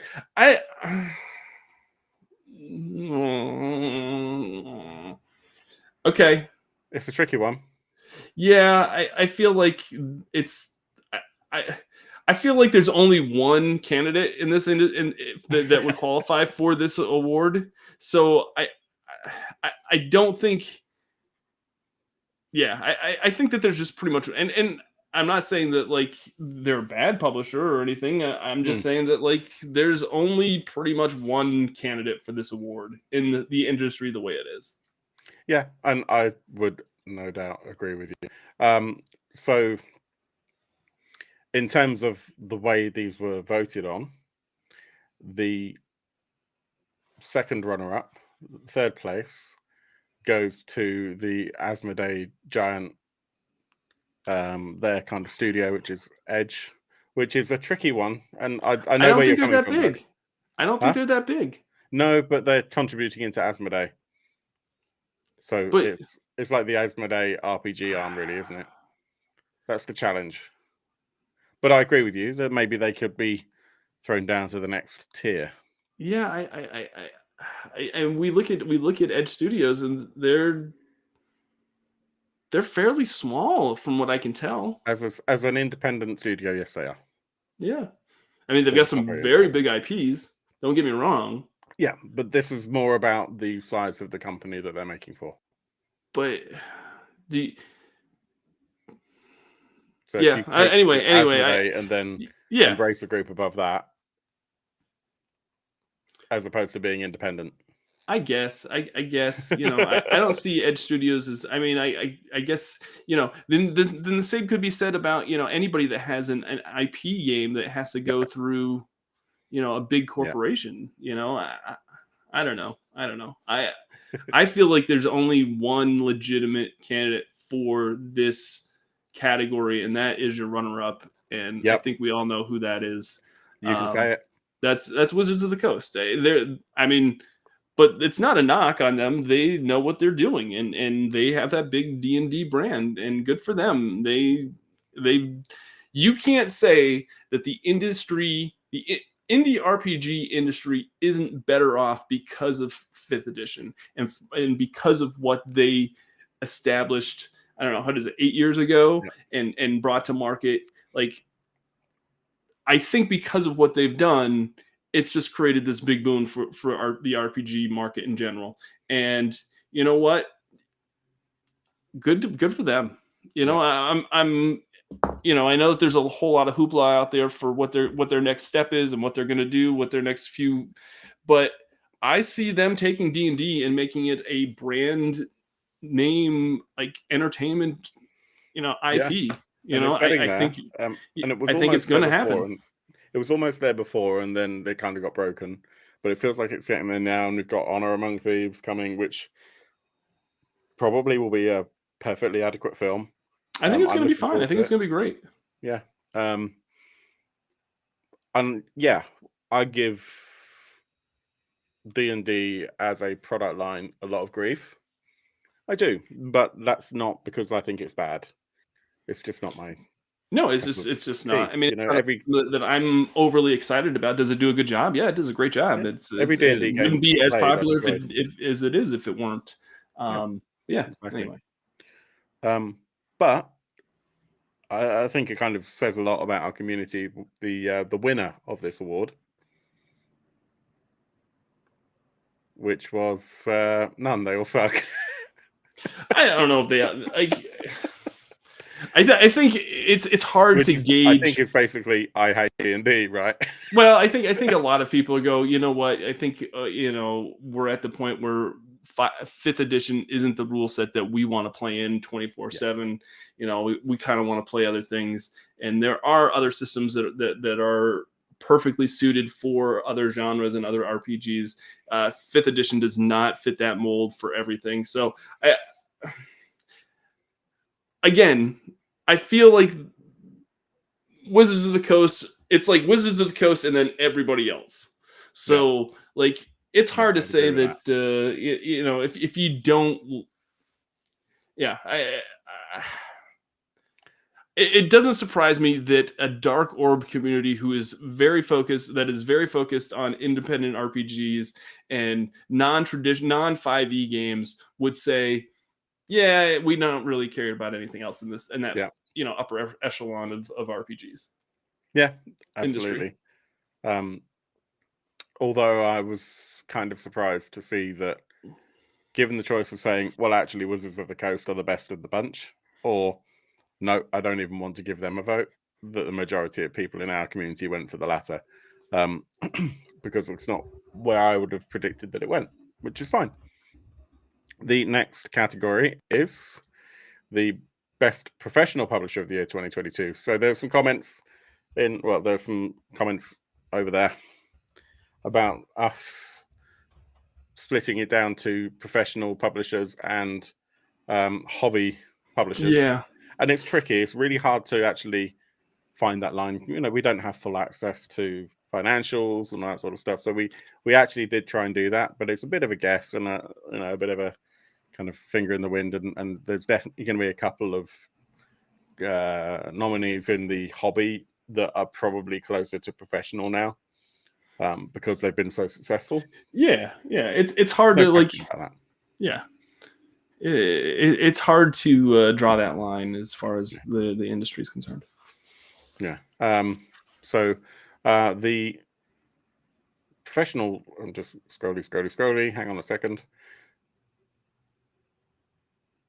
Yeah. So and that's the first one. So the third place for the best professional publisher is it's a small company that they've put out a couple of good brands, and this year has been no exception. They haven't really put out a lot of new stuff, but they won a lot of any awards this year, which was great to see them. Pretty things. Yeah, and this would be Chaosium. Yeah, great. So, Rick and his team are awesome. I thoroughly enjoy seeing them at conventions. They've got a very exuberant community around their lines, and they've done a great job. I think I have nothing but I have nothing but great things to say about Chaosium crew, and they're doing some cool stuff. Yeah, they really are. And next year, I think it'll be, as we said earlier on, it'll be really interesting to see what happens with Rivers of London. I think that's going to be a little bit of a game changer, but we'll see how it goes. Who do we have at number 2? Very good indie. This is definitely an indie RPG company. Again, not as big as you would probably think that they are. Yeah. But have put out very, very high quality books. They probably are going to make an even bigger splash in 2023 with a game that we've talked about previously that won a Shooty Award. And that is, of course, Magpie Games. Magpie Games. Yep. Yeah, I've given Magpie, as I said before, quite a bit of grief in terms of fulfillment, but I've got a couple of Magpie games on my shelves, and the production quality is astounding. Most recently, I ran, in fact, it's one of the most recent games I've run, full stop. But I gave Bluebeard's Bride a go.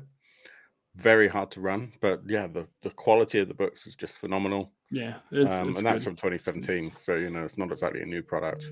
Phil, I got to go for a second. I'll be right back. Okay, I'll keep going. Okay, yeah, feel free.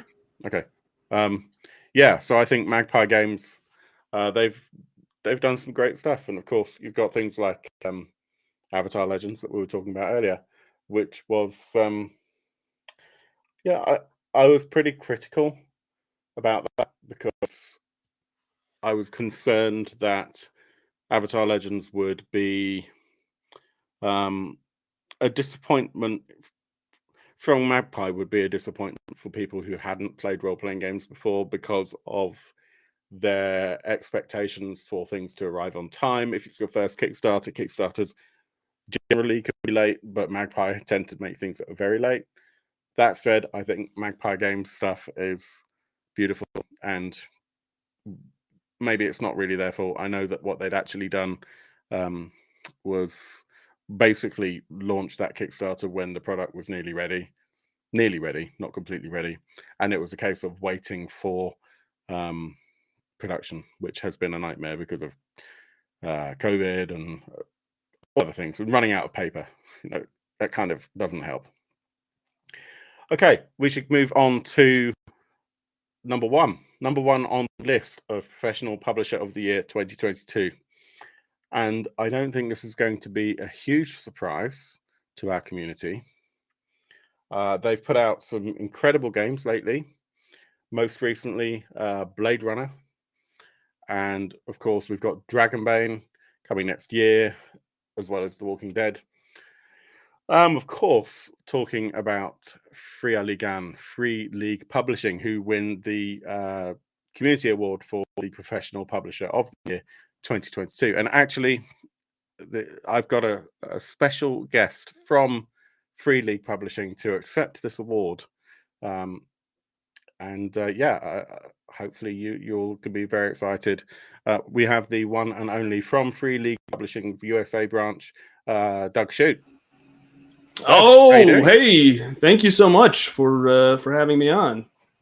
As you can see, I'm some real video latency there. You're in Sweden right now. As you can see, I'm in Sweden right now from this Swedish flag that's flying above my shoulder, and I am in Sweden. Thank you so much for this award. I'm sorry, there's a little bit of video lag here.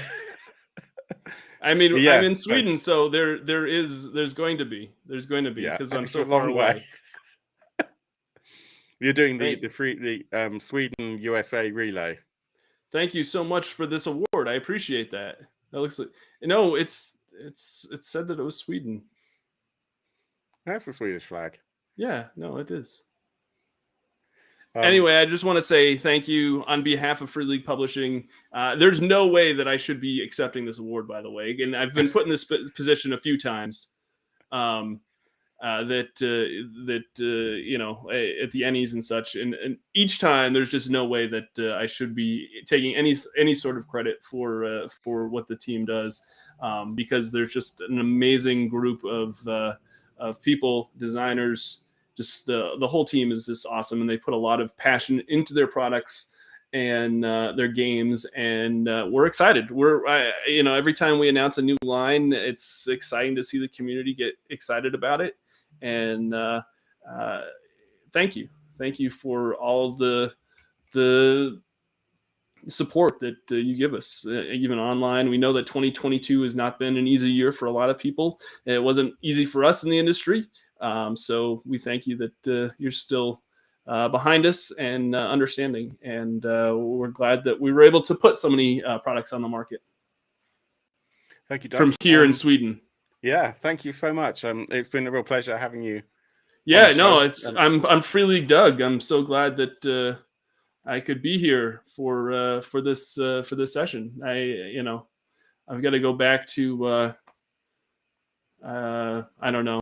I was doing something over in Sweden before I came on the stream. You were at IKEA, right? What's that? The Americans call it IKEA, but you were at IKEA. IKEA, yeah, IKEA. Yeah, that's exactly where I was at, and yeah. Awesome. So thank you so much. Thank you to the community. So much, Doug. Really absolutely. Free League Doug. I've got to go back to skiing, and I'm trying to think of what else we do. Well, you've got to be ready because tomorrow morning you have to take the kids.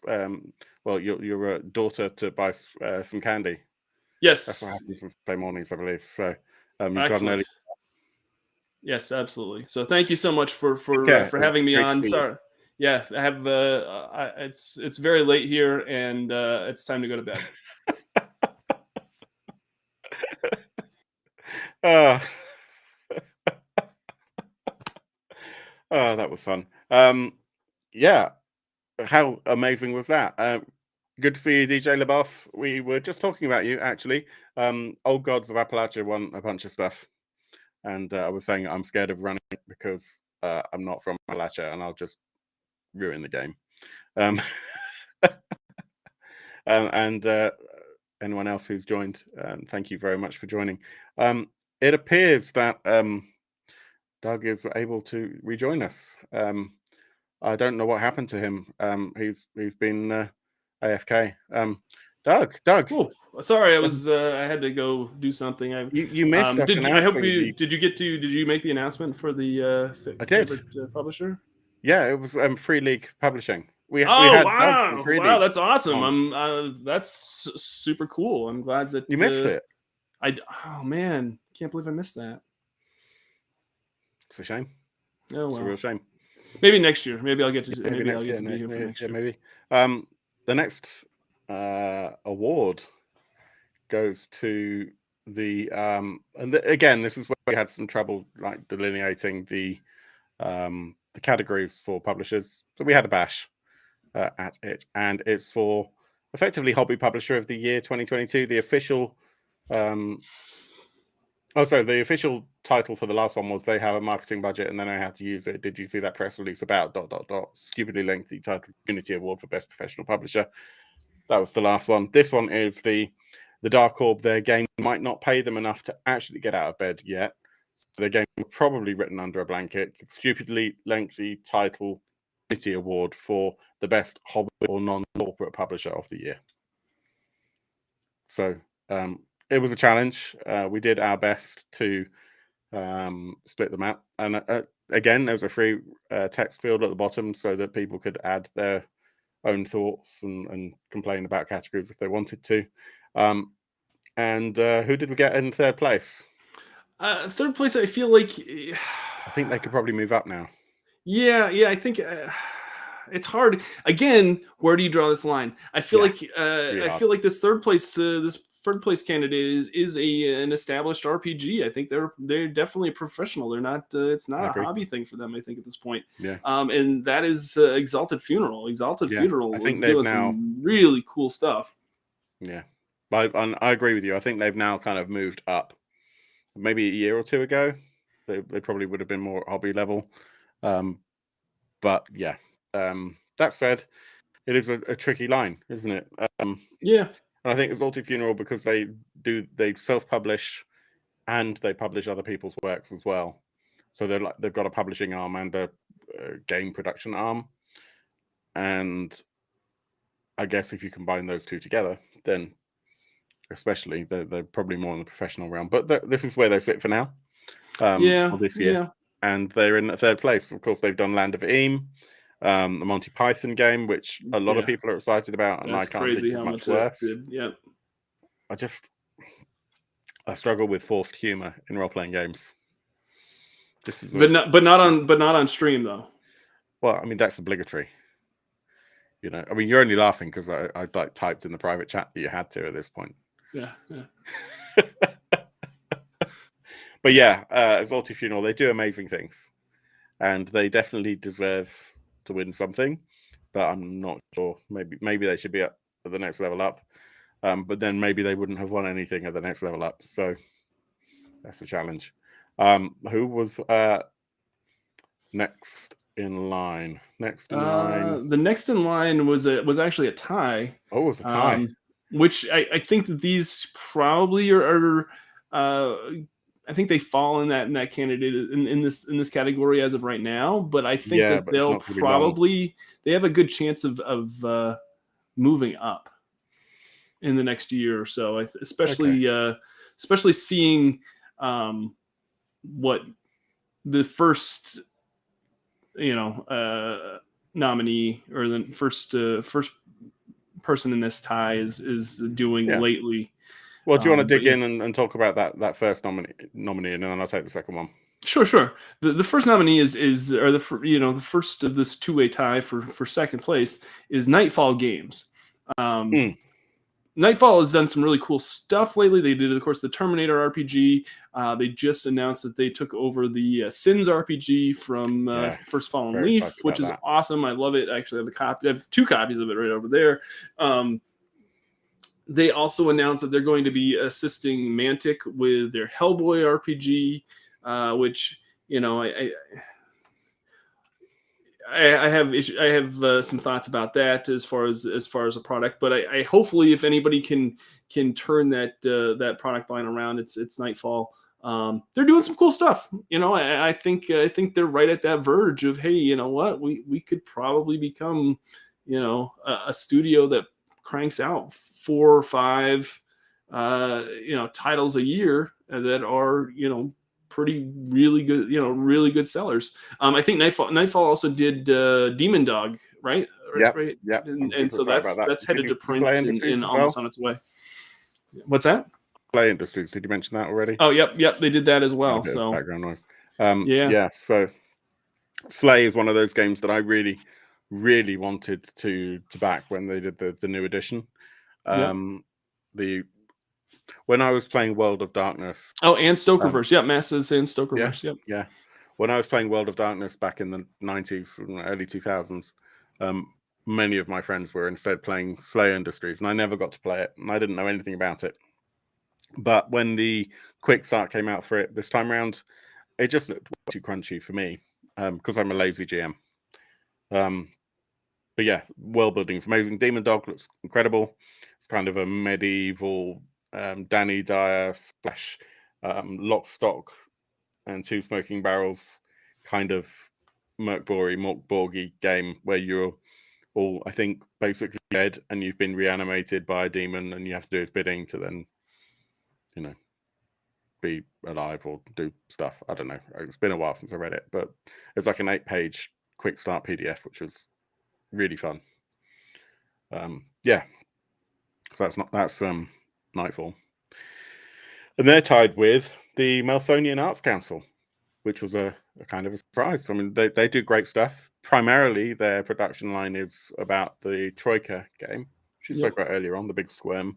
That's been going for a while. The books are gorgeous, really small. They look like novels, and they're really, really quirky, very quick character generation, which I love. Basically, you just roll D6s and come out with some really cool character concepts from tables and stuff. It's just really fun. And Melsonian Arts have also sold other things over time that, before it was possible to get things in through, for example, Exalted Press or Exalted Funeral. Melsonian would sometimes sell those things in the UK, which was helpful. Great people. Tied for second place. Tied for second place in the Hobby Publisher of the Year. And then we've got first place. I've got some thoughts about this as well, but go ahead. I think, again, I mean, with the way things are taken off, it might be it's tricky because okay, so it's Stockholm Cartel, and They're awesome. they I are love the awesome. guys. And I'm not sure where you draw the line on it, because one would immediately think Morkborg. Well, Morkborg wasn't immediately financially successful in that it broke even because they spent all their money on the books. But Stockholm Cartel do more than just that. Yeah, I feel And so. The little kind of asterisk I want to put on here is that I feel like Stockholm Cartel is more of a studio than a publisher. I think Like you're probably right. I think they know what their product wants to look like, but they usually partner up with another publisher to make those products happen. I think you're probably right, and it would be the same as, to an extent, Six More Vodka that produces Degenesis. It's an art house. Yeah. So it's hard to call them a publisher per se, but they make some. But that doesn't diminish the fact that they make some great stuff, and it's amazing how many people. The one thing that I walked away from Gen Con at this year, because the cartel guys came over. You get you in your walking. What's that? Get you in your being able to walk after a convention.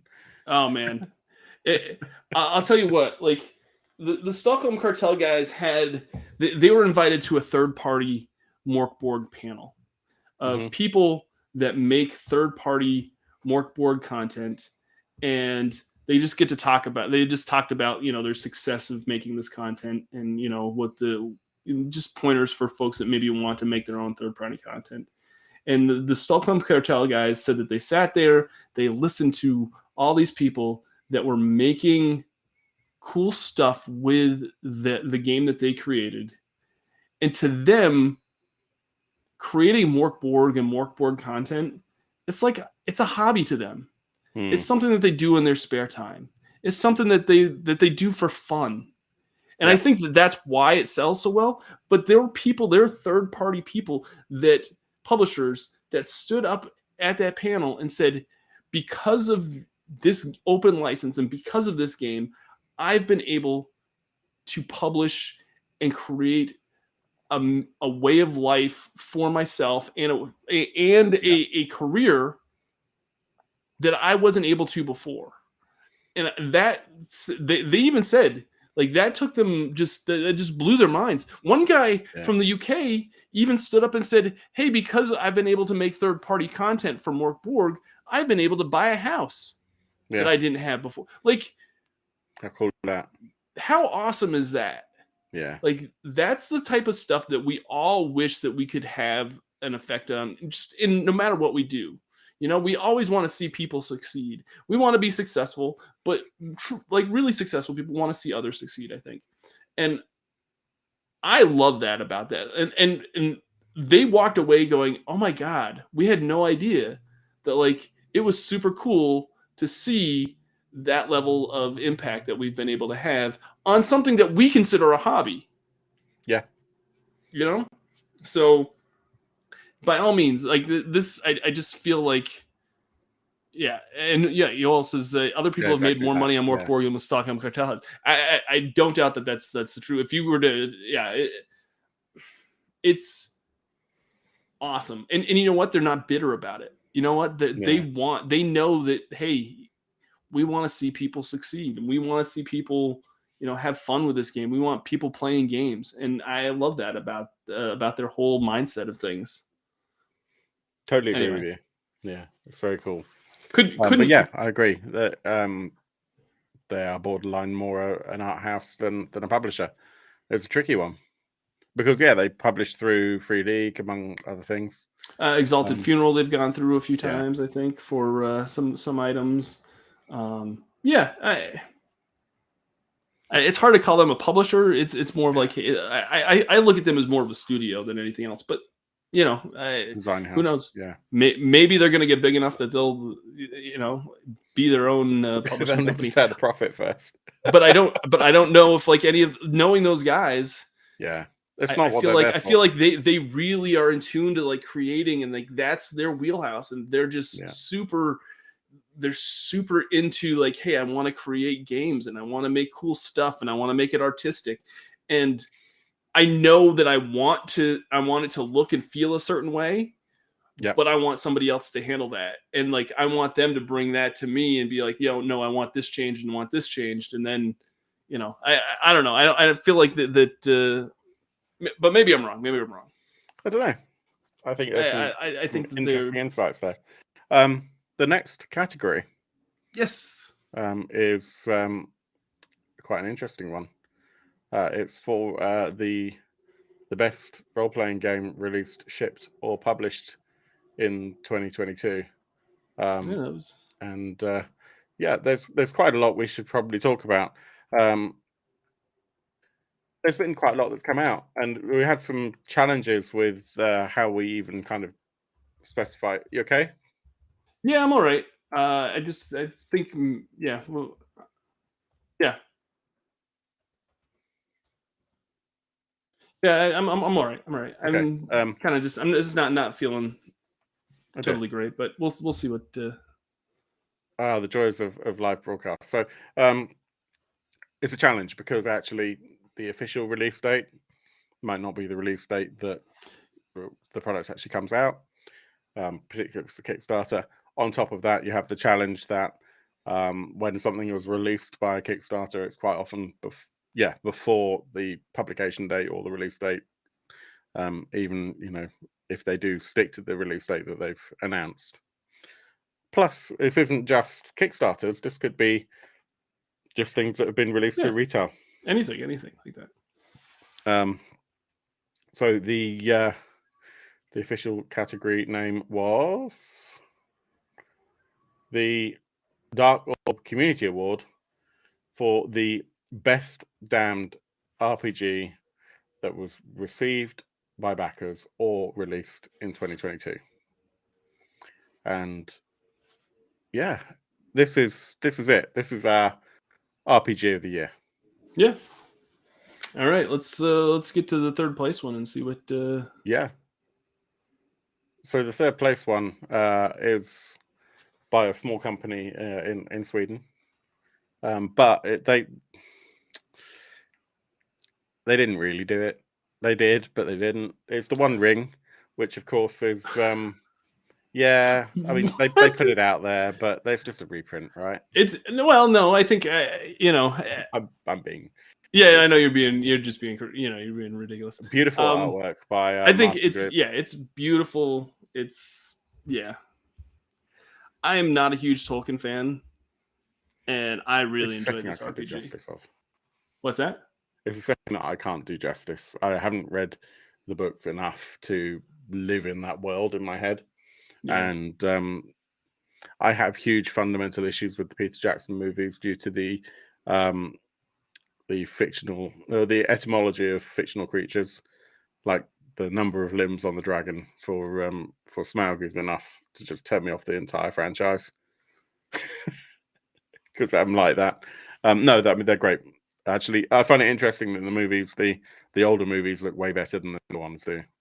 Yeah, I kind of agree with that. But the role-playing game, I haven't played it. You haven't played it yet? I cancelled backing it, actually. So I didn't receive it. Like I paid for it and then I got a refund. Because I just knew that as much as I want to play it as a player, I would never, ever run it. And the likelihood that I'd get to even play it was slim because I don't really have many friends that feel passionately about it as a product. Sure. I thought. So I guess I was slightly surprised that this is at now third spot. I mean, it's a beautiful book. It is great, and it's definitely well deserved. I hear the starter set is great as well.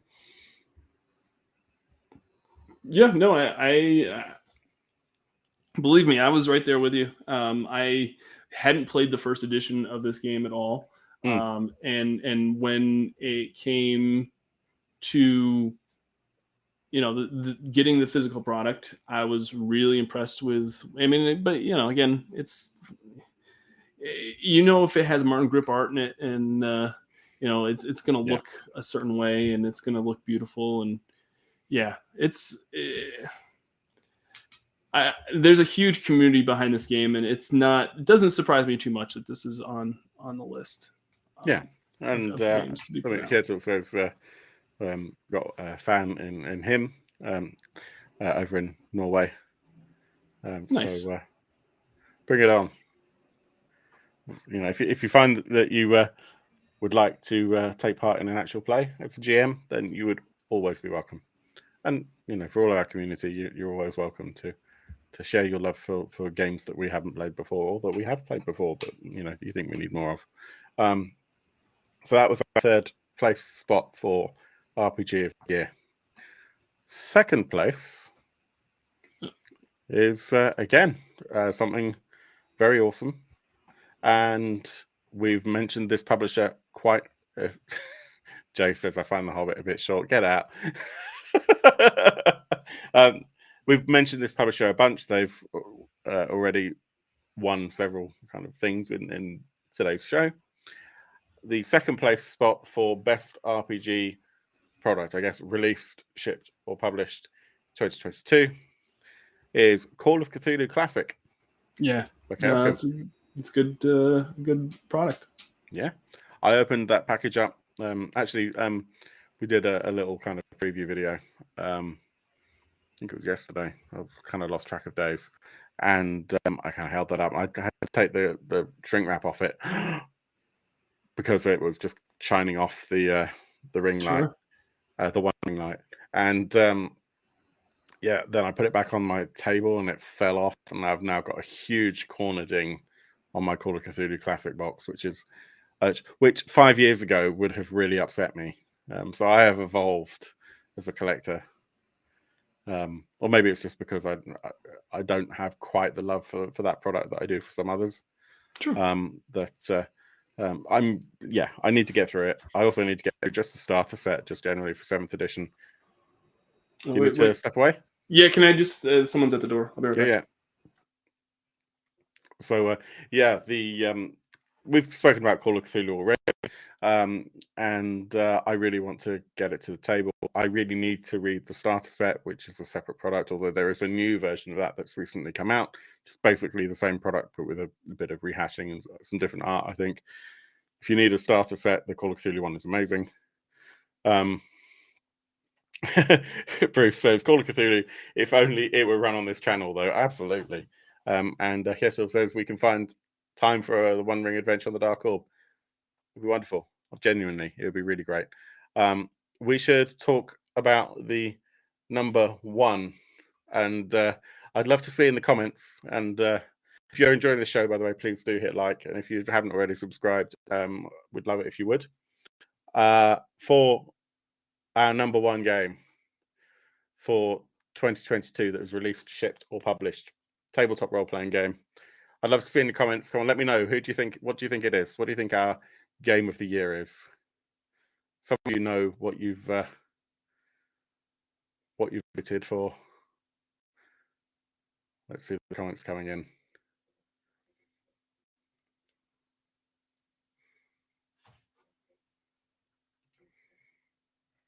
And whilst we wait for those, I will tell you. Yeah, it's My Little Pony. Okay, I'll put you out of your misery. It's a role-playing game that got shipped in the last few weeks, month or so for many of us. And some of you have already guessed. It is, of course, the game where we've seen things that some people wouldn't believe. It is Blade Runner.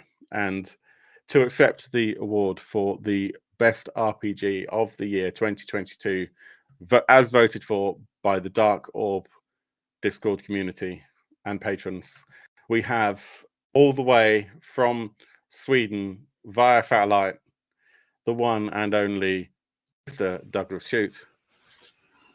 Oh, so glad it's so late here. I'm so it's crazy that I'm so glad that I was still up to accept this award. Oof. Yeah, I had to text you and wake you up. Sorry about that. No, I thought you might like to know that you have won the best RPG of the year 2022. Doug Oh, Thorpe. wow! Thank you so much. That's amazing. This is something that we've been working on for quite a few years, and it's awesome to see that there's such a huge community that has come around this game, and I know that Thomas put a lot of love into designing this game. In fact, this game was designed before Twilight 2000 was designed and put out, so it's been quite a few. The original version. Yeah, Twilight 2000, the version that we put out. So it's nice to see that people are excited to role play in this Blade Runner universe. Yeah, I've not actually given it a proper read through yet. I really want to run it in person, actually, I think, rather than running it as an online. It's not to say we won't have it on the stream, but I'm really looking forward to actually running this with physical handouts. I think it's one of those games that really benefits from that. Obviously, the product does have some really great online tools through Roll20 and Foundry. So the support is there to run it online. And I'm sure we'll get it to the channel at some point. But yeah, thank you to Free League, and thank you, Doug, for joining us for that. Oh, thank you. I know how hard you personally have worked on this product, and that's not gone unnoticed. Yes, over here in Sweden, I work quite hard on all things Free League. No, I don't. Come on, everybody else does all the heavy lifting, but I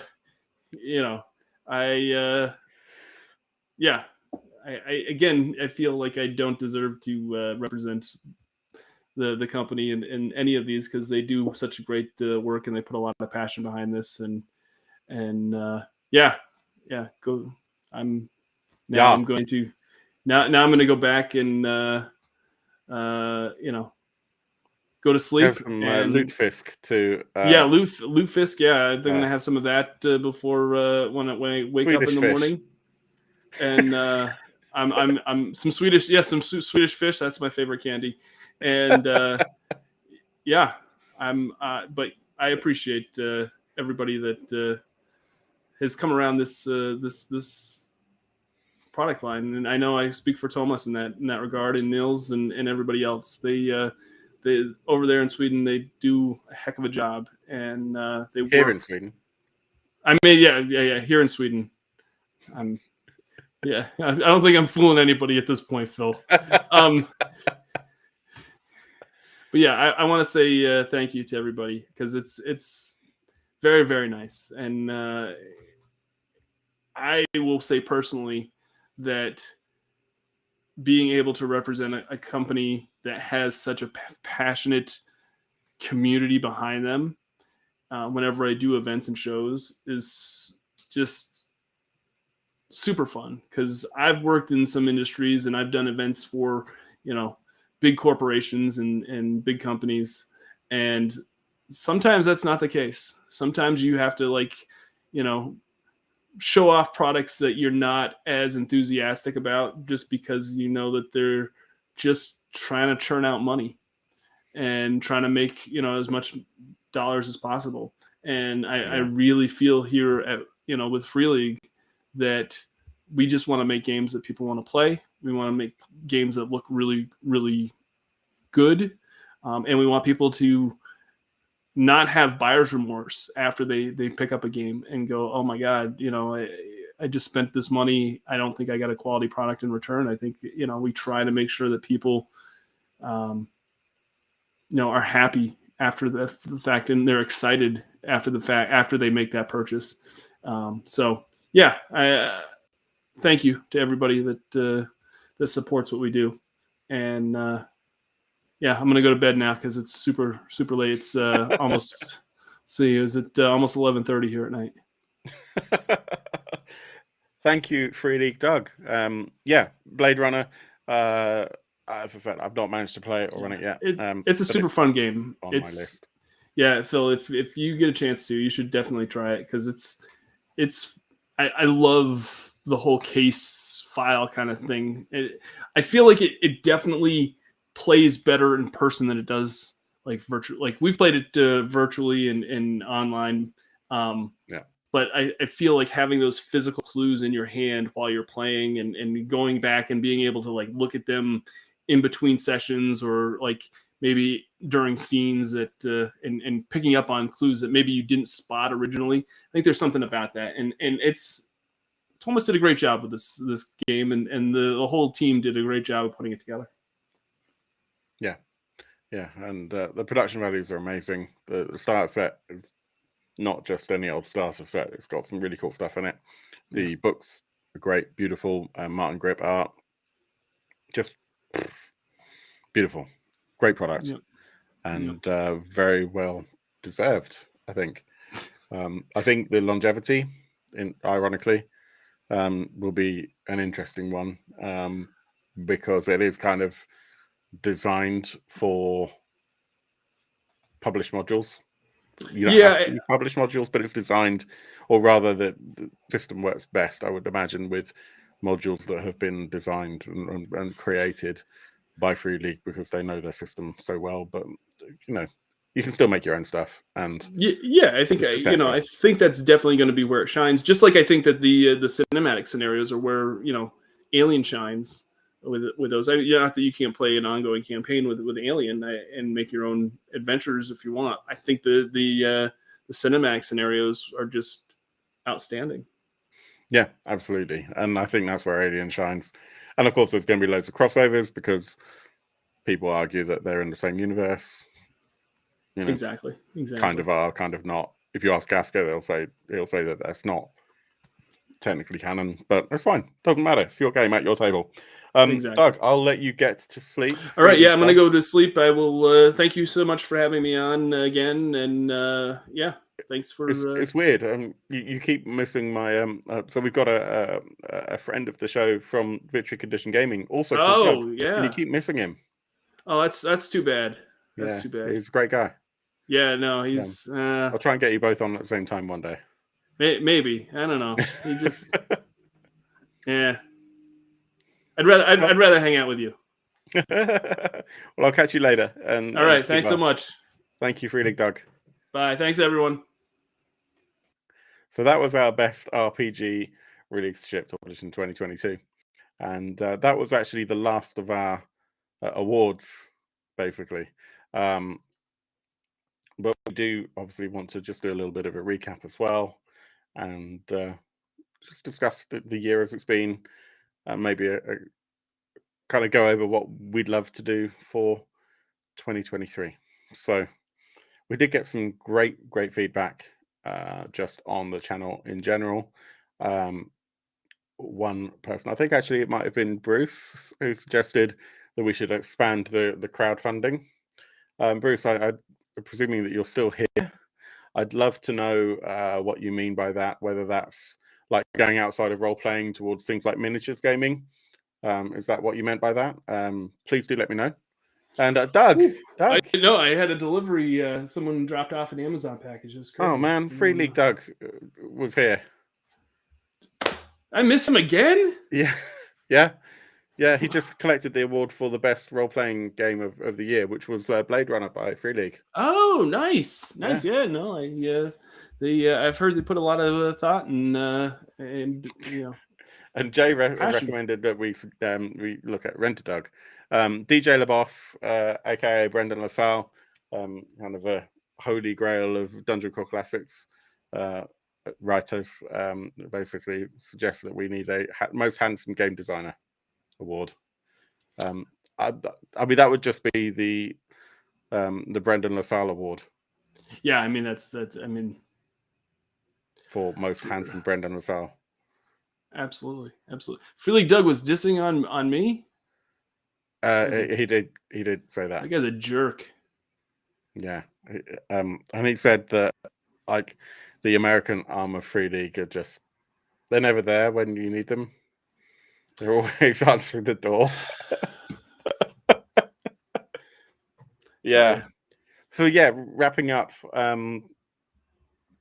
Sanjuro, I believe you put this comment on for things that we could improve, expanding on the crowdfunding. So I'd love to know what you mean by that. Please let me know in the comments. What else did we get? We're just going through general feedback.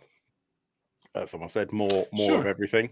Yeah, I mean, do that. it's always good to kind of. So I'm gonna say yeah, it's good to listen to your community as to what they want more of, but also Phil, make sure that you find your balance as to what you're comfortable with creating content for and everything.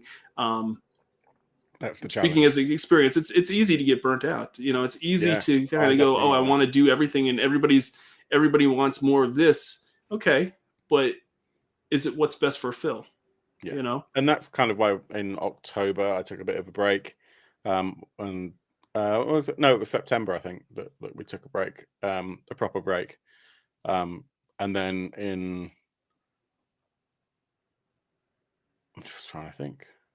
October we did Oktoberfest, but then for the second half of that I got COVID.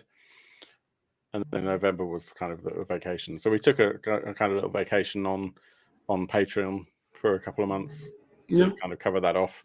But yeah, as we were saying earlier on, it's actually really, it's hard work, and there's a lot that goes on behind the scenes that you would never imagine how much effort it is to do something that looks like we're just throwing it together at the last minute. yeah, no, it's always great when you have a core community behind what you're doing to always be there for you if you need to step away for a few minutes or for a beat, just to kind of regroup, reassess, and go, okay, you know what? Yeah, I've put out 2 pieces of content a week for the last 3 months. I've done it, but maybe this week, I take a week off, or this week I've got a vacation coming up, and they understand. It's Absolutely. not like it's not like this is our we're doing this for our main source of income. We're doing this because we're passionate about the RPG industry. What's that? It's like a main source of negative income, really. Right. Absolutely. Very expensive to run a channel.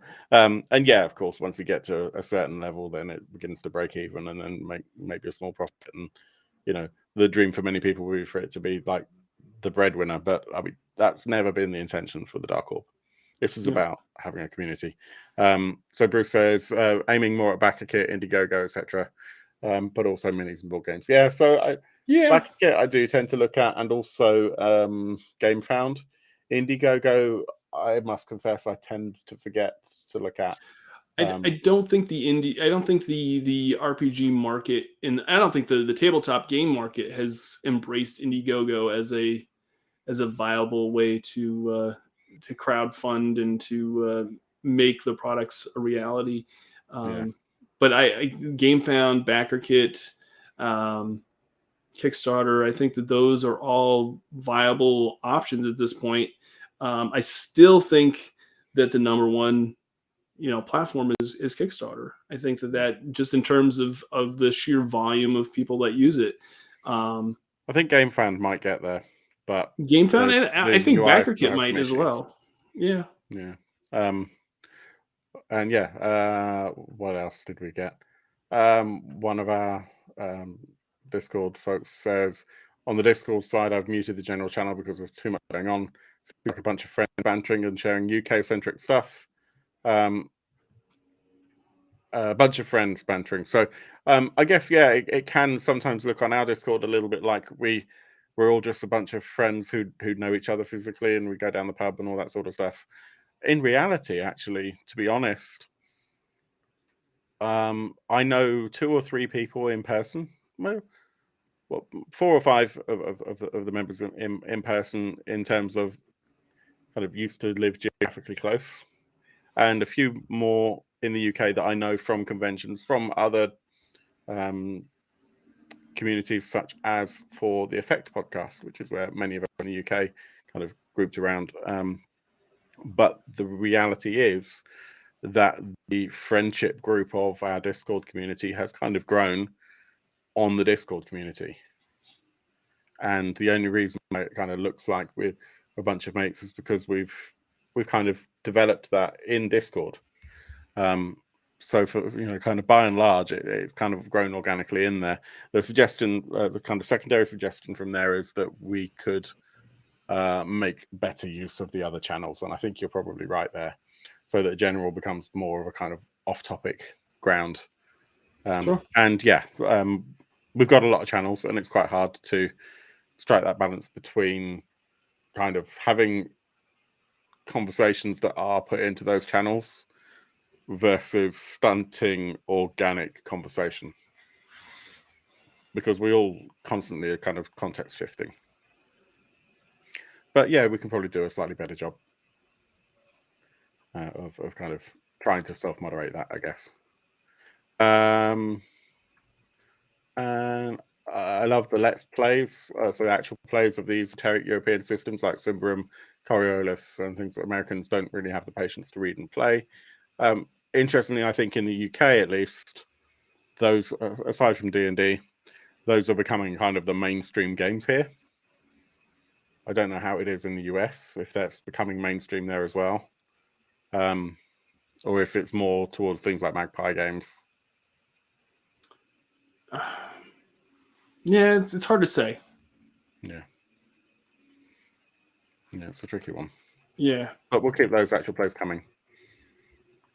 And yeah, I think that's kind of it. We've done the awards, Doug.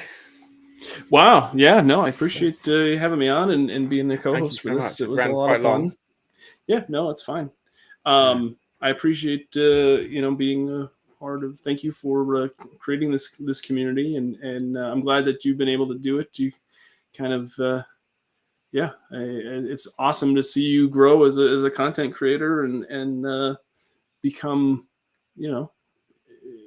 what become this Dark Orb brand that you've had your eye on for a while. Well, I think my Guru award for best behind the scenes community, maybe not contributor, but certainly flag waver and biggest moral support would have to go to you, Doug. Wow. You were really instrumental in kind of this getting set up, and you've been a lot of help along the way. So thank you. I mean, I appreciate everything. I think I appreciate that. Thank you. That's very kind. But I think you have to have a passion in order to do this. And whenever somebody shows or voices that they've got a passion to create content and build a community, and do that, I how can you not be supportive of that and try to help them along the way and be like, hey, you know what? This is what's worked for me, or this is what maybe you should maybe do here and there to add more to what you're doing. And I don't usually go on and criticize or people make content the way they want to make content, and as long as they're enjoying that, that's their business. I think you've done a great job of coming quite a ways in the short span that I think you've probably come further along in your content creation than I ever did with VCG in my first couple of years. So, I find that hard to believe.